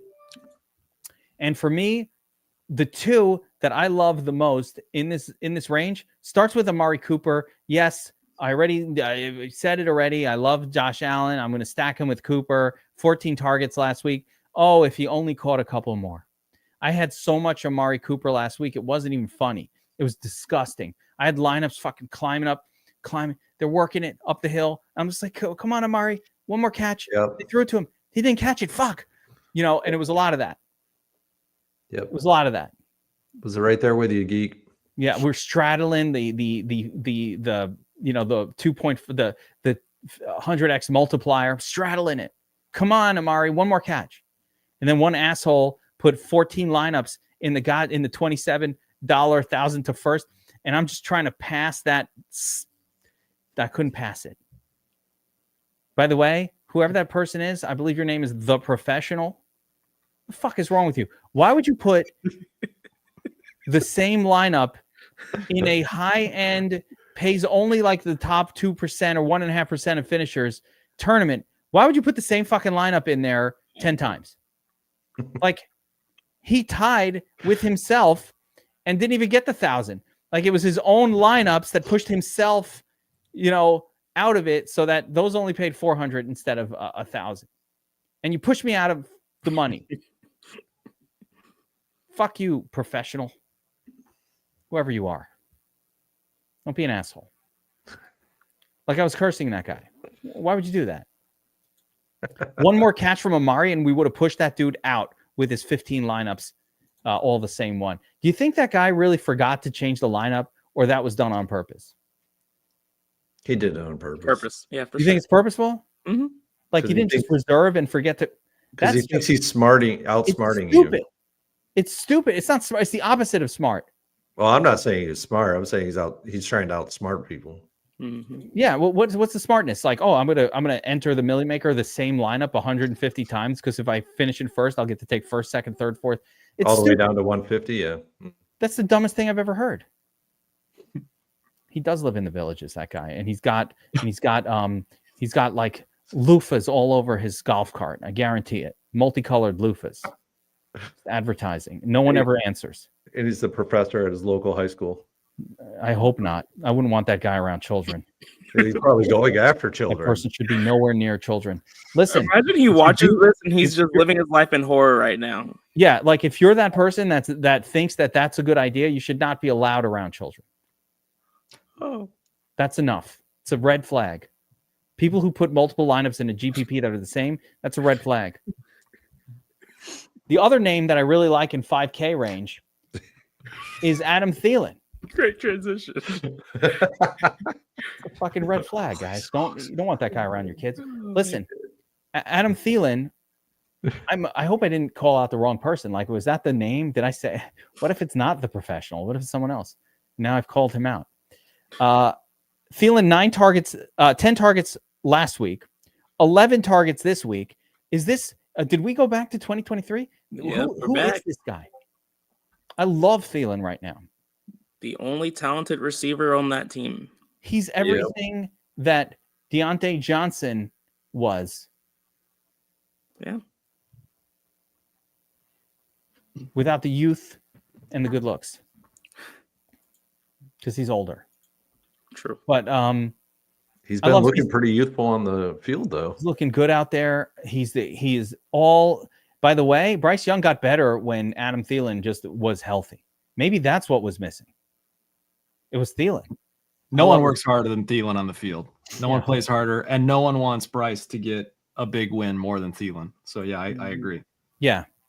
So yeah, Adam Thielen. Give me Thielen and Cooper. So this is my pairing for this week. I don't mind DeAndre Hopkins. There's a couple other names here. Jamo Williams in the bring back on that other game. I don't want to waste the Waddle call, but like somebody else talk about Waddle, so I don't have to. But yes, a bunch of good plays here, a lot of goodness in the 5K, and we're gonna have to live in this zone, and I don't mind it. I like it here. Mm-hmm. It's warm, it's cozy. The fireplace is on. A little snow in the window in the background. It's really cozy in the 5K range. Chestnuts roasting, all that stuff. Josiah, how about you? What do you say in the 5K? Yeah, I'm on a lot of the guys that you touched on here. It's just a great range. Guys like Jalen Waddle, like you mentioned, I'll let Burns and Bobby talk about him.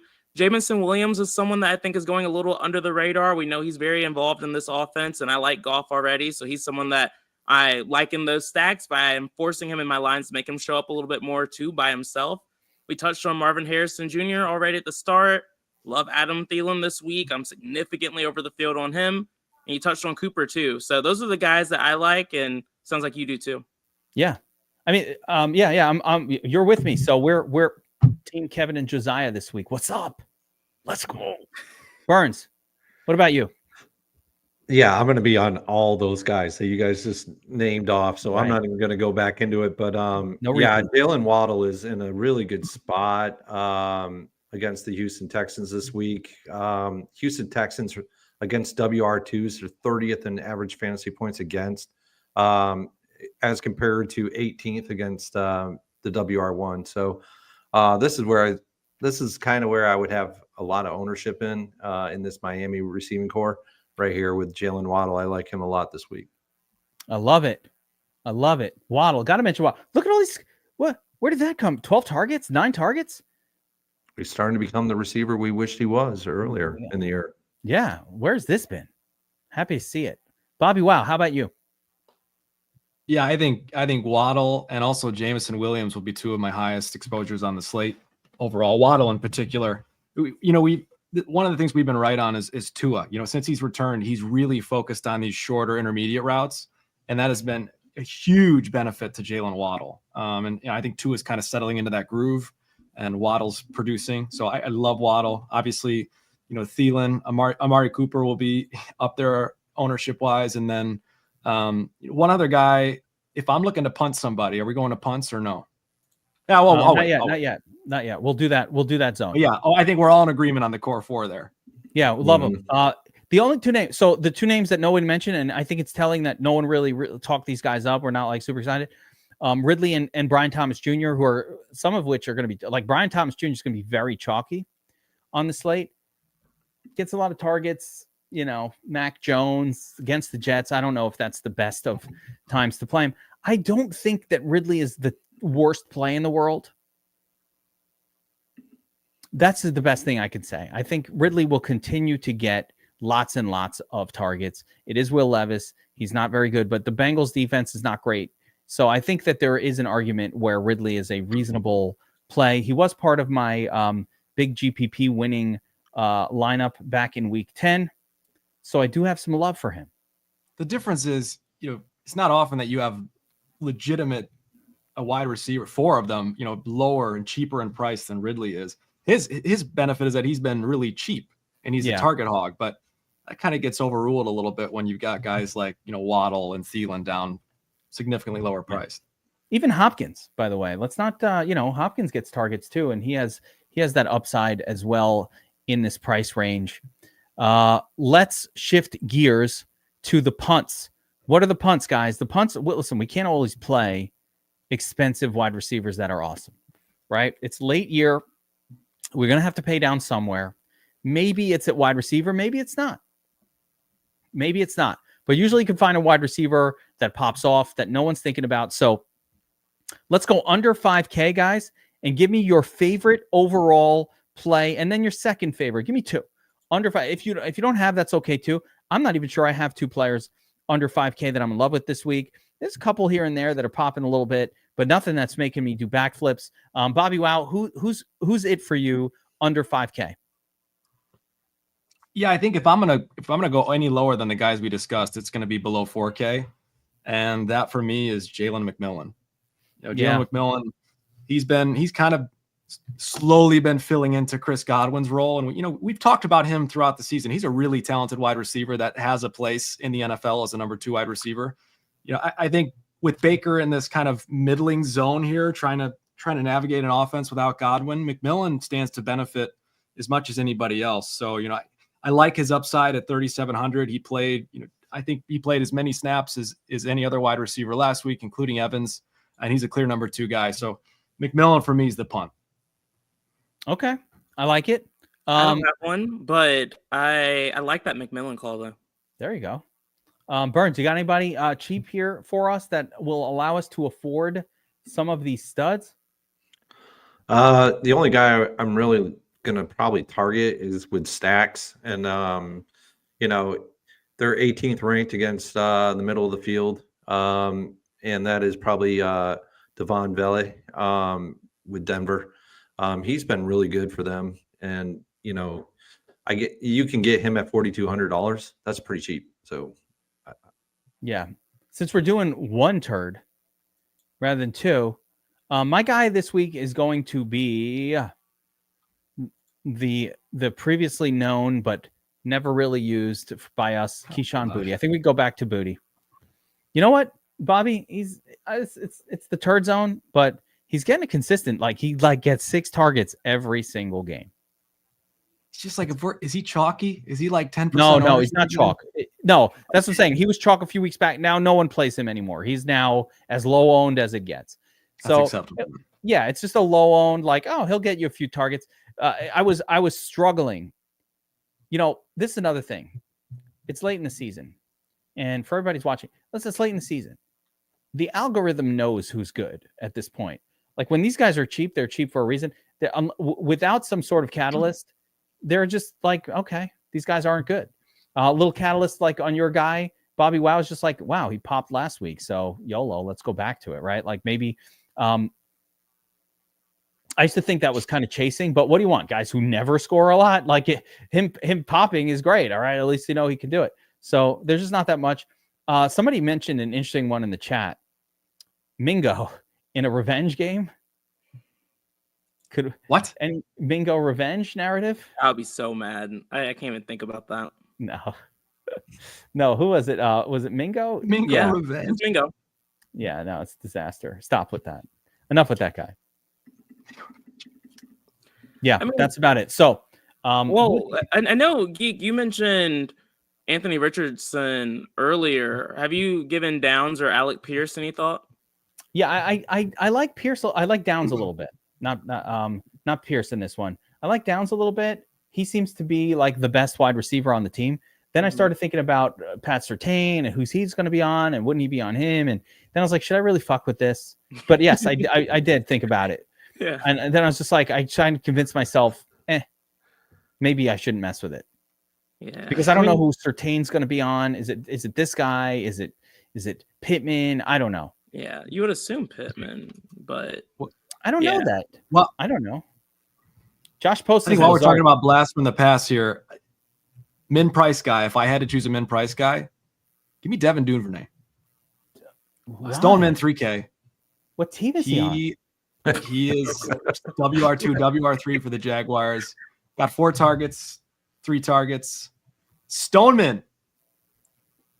You know, speaking of Stoneman, we got a Stoneman tight end coming up on the next segment that I think you guys are going to be excited about. And he's going to be a lot better than whatever that turd was that we just brought up. Devin Duvernay. I'd rather go with the Javari Thrash for that price. I mean, if we're going to go Stoneman, you might as well go with Jammo. What are you doing, BobbyWow? What are you? Oh, Jammy to Jammy. Come on. Just saying that. How jammin' would we be if we played Jammo to Jamari? There's only one Jamo to play on this slate, and that is Jameson Williams. If Jamari gets a touchdown, I will record a 20-minute video of me bobbing my head to Bob Marley singing with Jammin'. It's going to be on a loop, and it's going to keep going. You might hear an occasional bop to wah wah wah. I'll just say that, but it's going to be the rest, and it's going to be so long. It's going to be uncomfortably long. It's going to be like a 30-minute video, and people are like, what is going to happen in this video? You keep expecting something, and nothing will happen. It's just going to be like. I love you, man. That is. It will be on Gummy. Yeah. I'm gonna miss that will be so part much. of it. I wish it was season long, year long. That will be part of it. The gummies. All right. Jesus. I want to talk real quick about the DFS Army player props subscription and what we have going on. These guys deserve a mention. Will Lynn and Snipe are working it in the background, but it's not just about the picks that they give out, which we do track. And we've been tracking this for, at this point, 2 years, guys. The consistency of the 10% ROI month to month to month has been phenomenal. This is like basically like an investment in your future of props. Check this out. Every play tracked. Last 30 days, 12K in entries, 12,000 to win, 10%, right? Year to date, 10%. All time, 13%.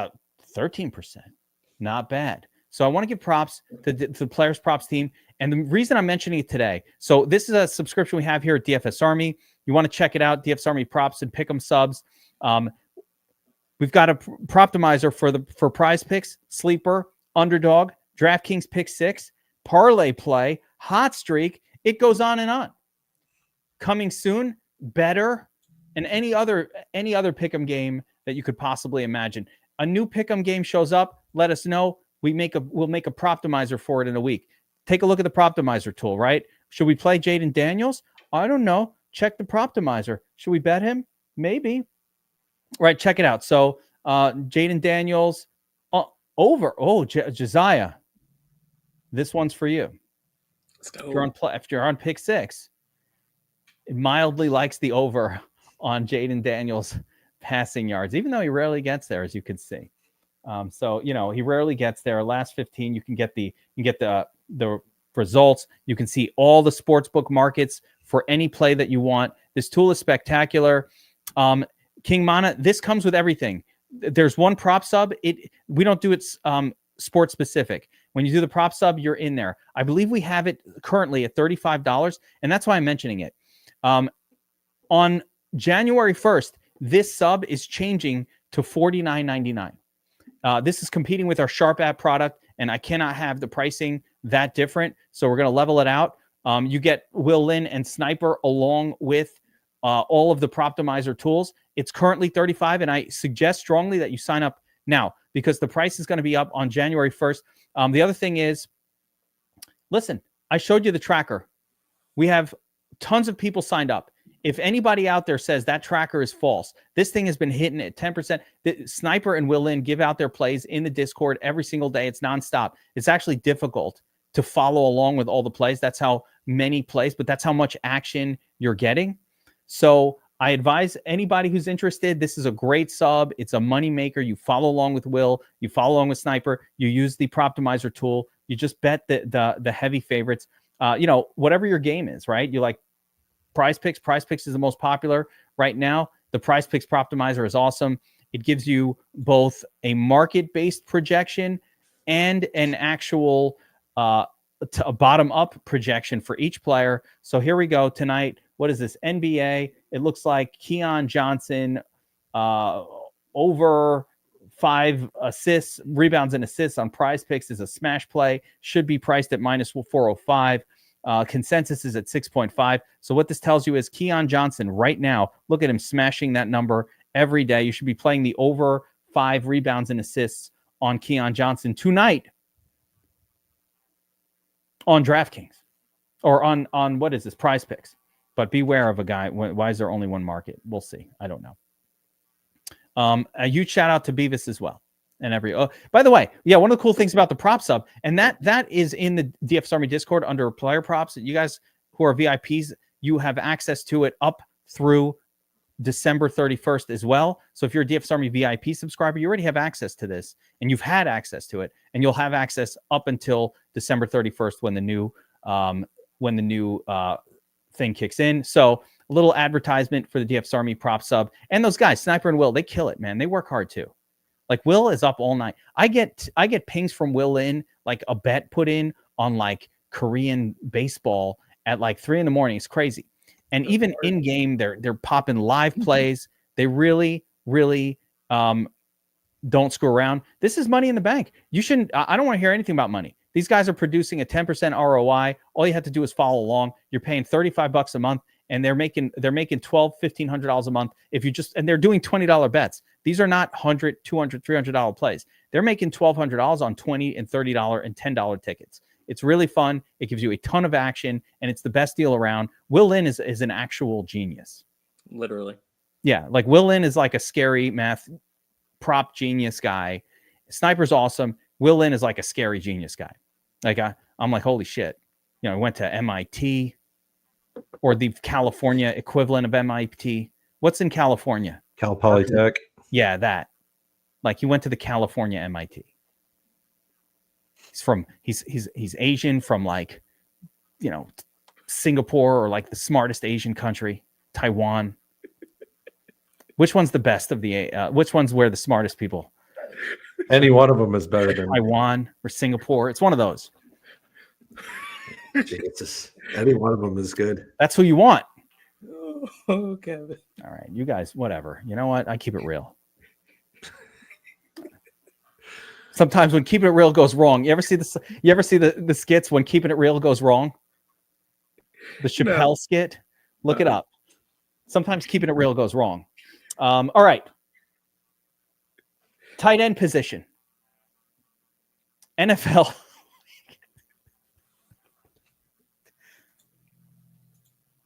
NFL week 15. Tight ends. Where are we going? Trey McBride. Why is That's Will it. Dissly still here? Get him out of here.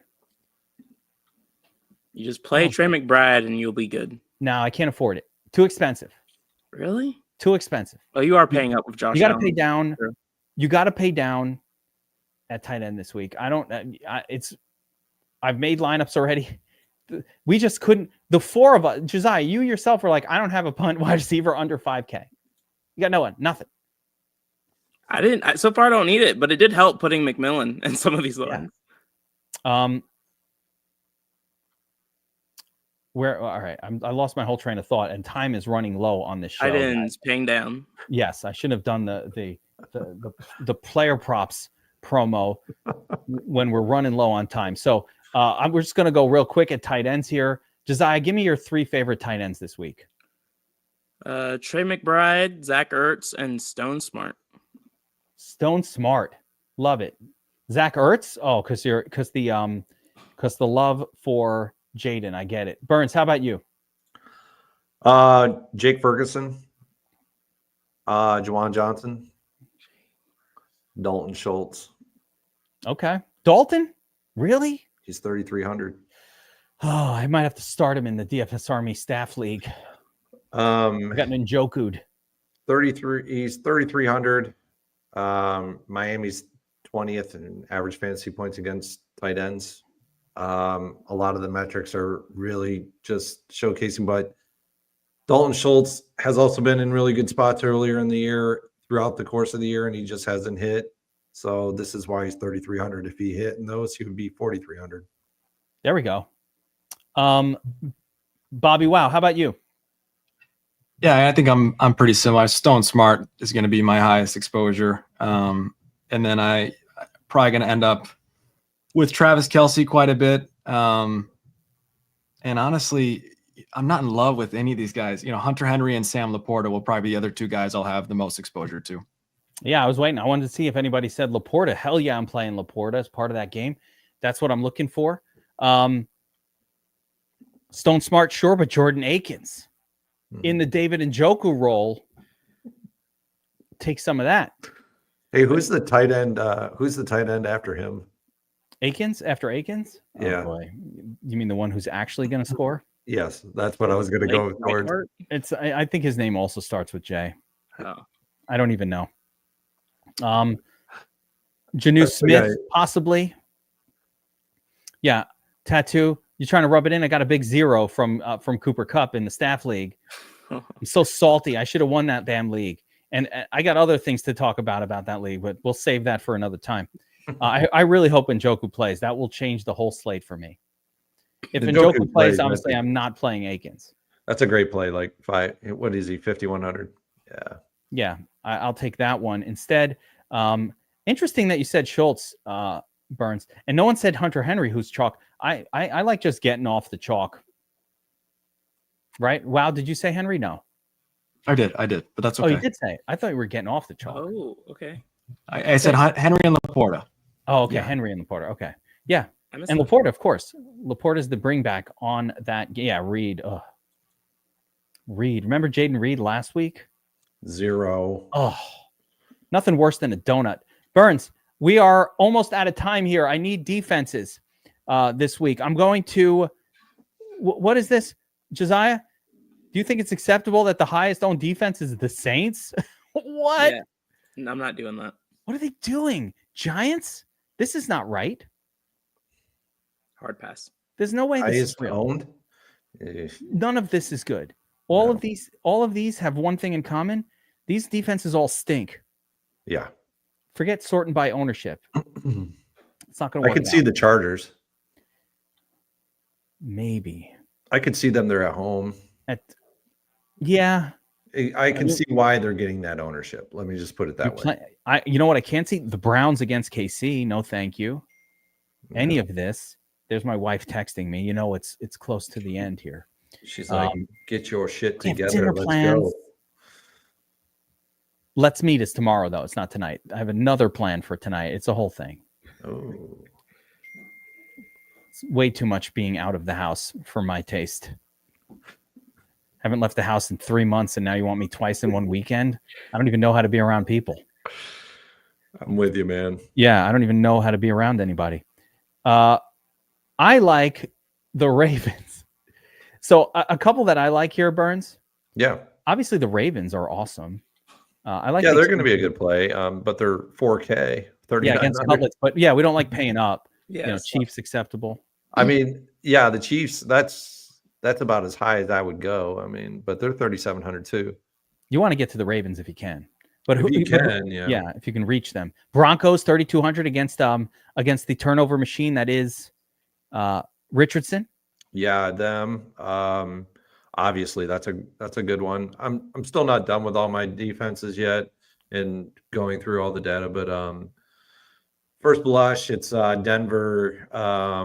It's Arizona with a rookie coming in, Drake May. Arizona's at home. Also, I like the Jets going down to Jacksonville. Mac Jones, he's just a guy. And then a play that probably could go overlooked is Philadelphia with Pittsburgh coming into town. Everybody's all giddy for Russell Wilson, but Russell Wilson doesn't have George Pickens in this game. He's actually already been ruled out. So Philadelphia is a no joke defense. They are probably going to stop Pittsburgh every which way but Sunday, and so this could be the overlooked defense here at 3,100. But I got to throw in a plug though.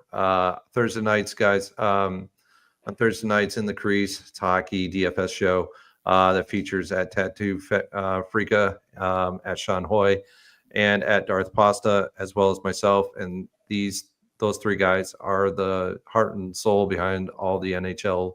All the NHL tools and data that is produced by DFS Army. And I will just say that DFS Army has had some significant runs in NHL. We had a $17,000 night that was brought on by Beavis 30 on, I think it was Monday or Tuesday. It was Tuesday because it was a short slate and two-gamer. I'm sending him swag, so I'm aware.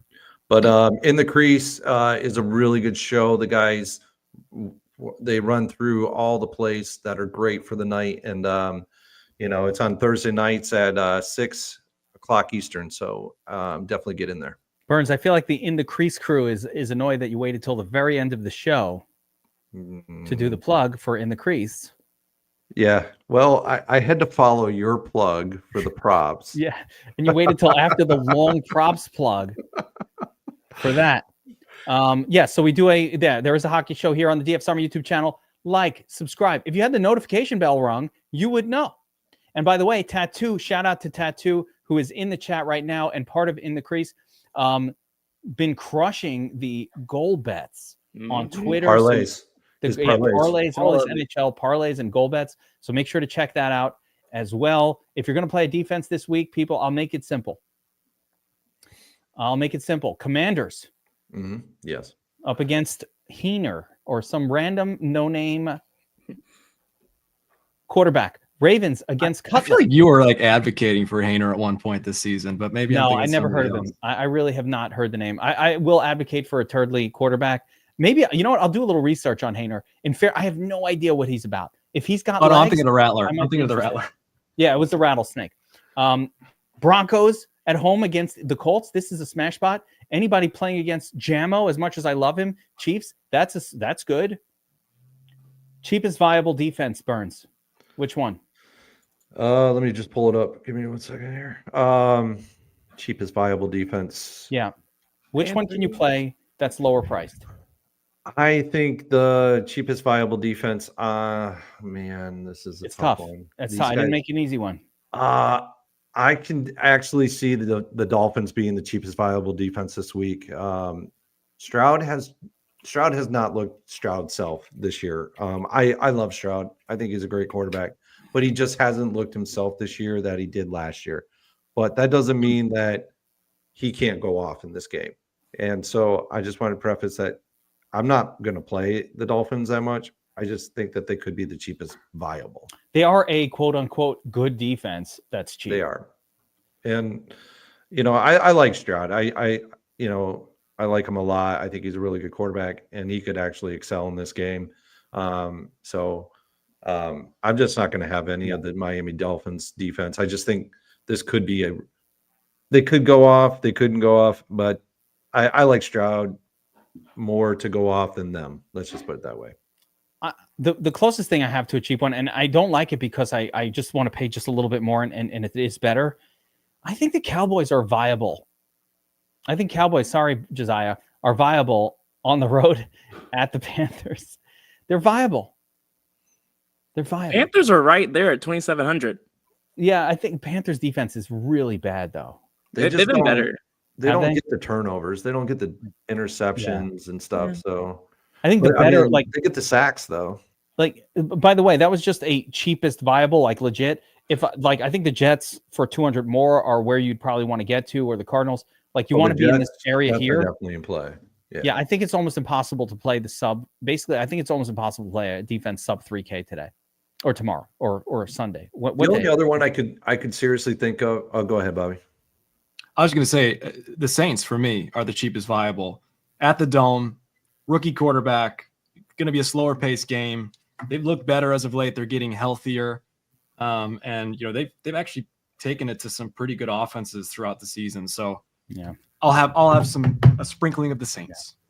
Here's what I say to most of the cheap defenses this week. Where is she? Where is Marlon? I unfriend you. That's not how it works. I'm out. All right. The only other one that I can actually honestly say, and they've been a very good defense all year round. So this one, they're just in the twos, is Pittsburgh. They could be a good defense this week as well. So, but they've been a viable defense all year long. So I agree with Macho Man. Give me the Commanders D on the other side of that game. Oh, I think it's crazy. 3 and up. The difference between the Saints and Commanders is the difference between JMO and Tua. So you get the better quarterback for cheaper, is what you're saying. While you pay up for the defense, I'm going to pay down and get some of my offense guys, the guys I want. You can have JMO and the Commanders. You're sacrificing your defense to get off of Jamo. That never ends well. I'm the one in the third hat. So all right, guys, it is Josh Allen week. All the other names were all just a distraction. Let's play Josh Allen. And I have a sneaky feeling about Goff as well. So final thoughts are good luck this week. I will be back tomorrow, the Players Club in the DFS Army Discord. The link goes out where DFS Army subscribers and we have a stream. It's live. We drink Blue Moons. We build lineups. We take gummies. Whatever you guys want to do. No judgment zone. There's no judgment in the Players Club.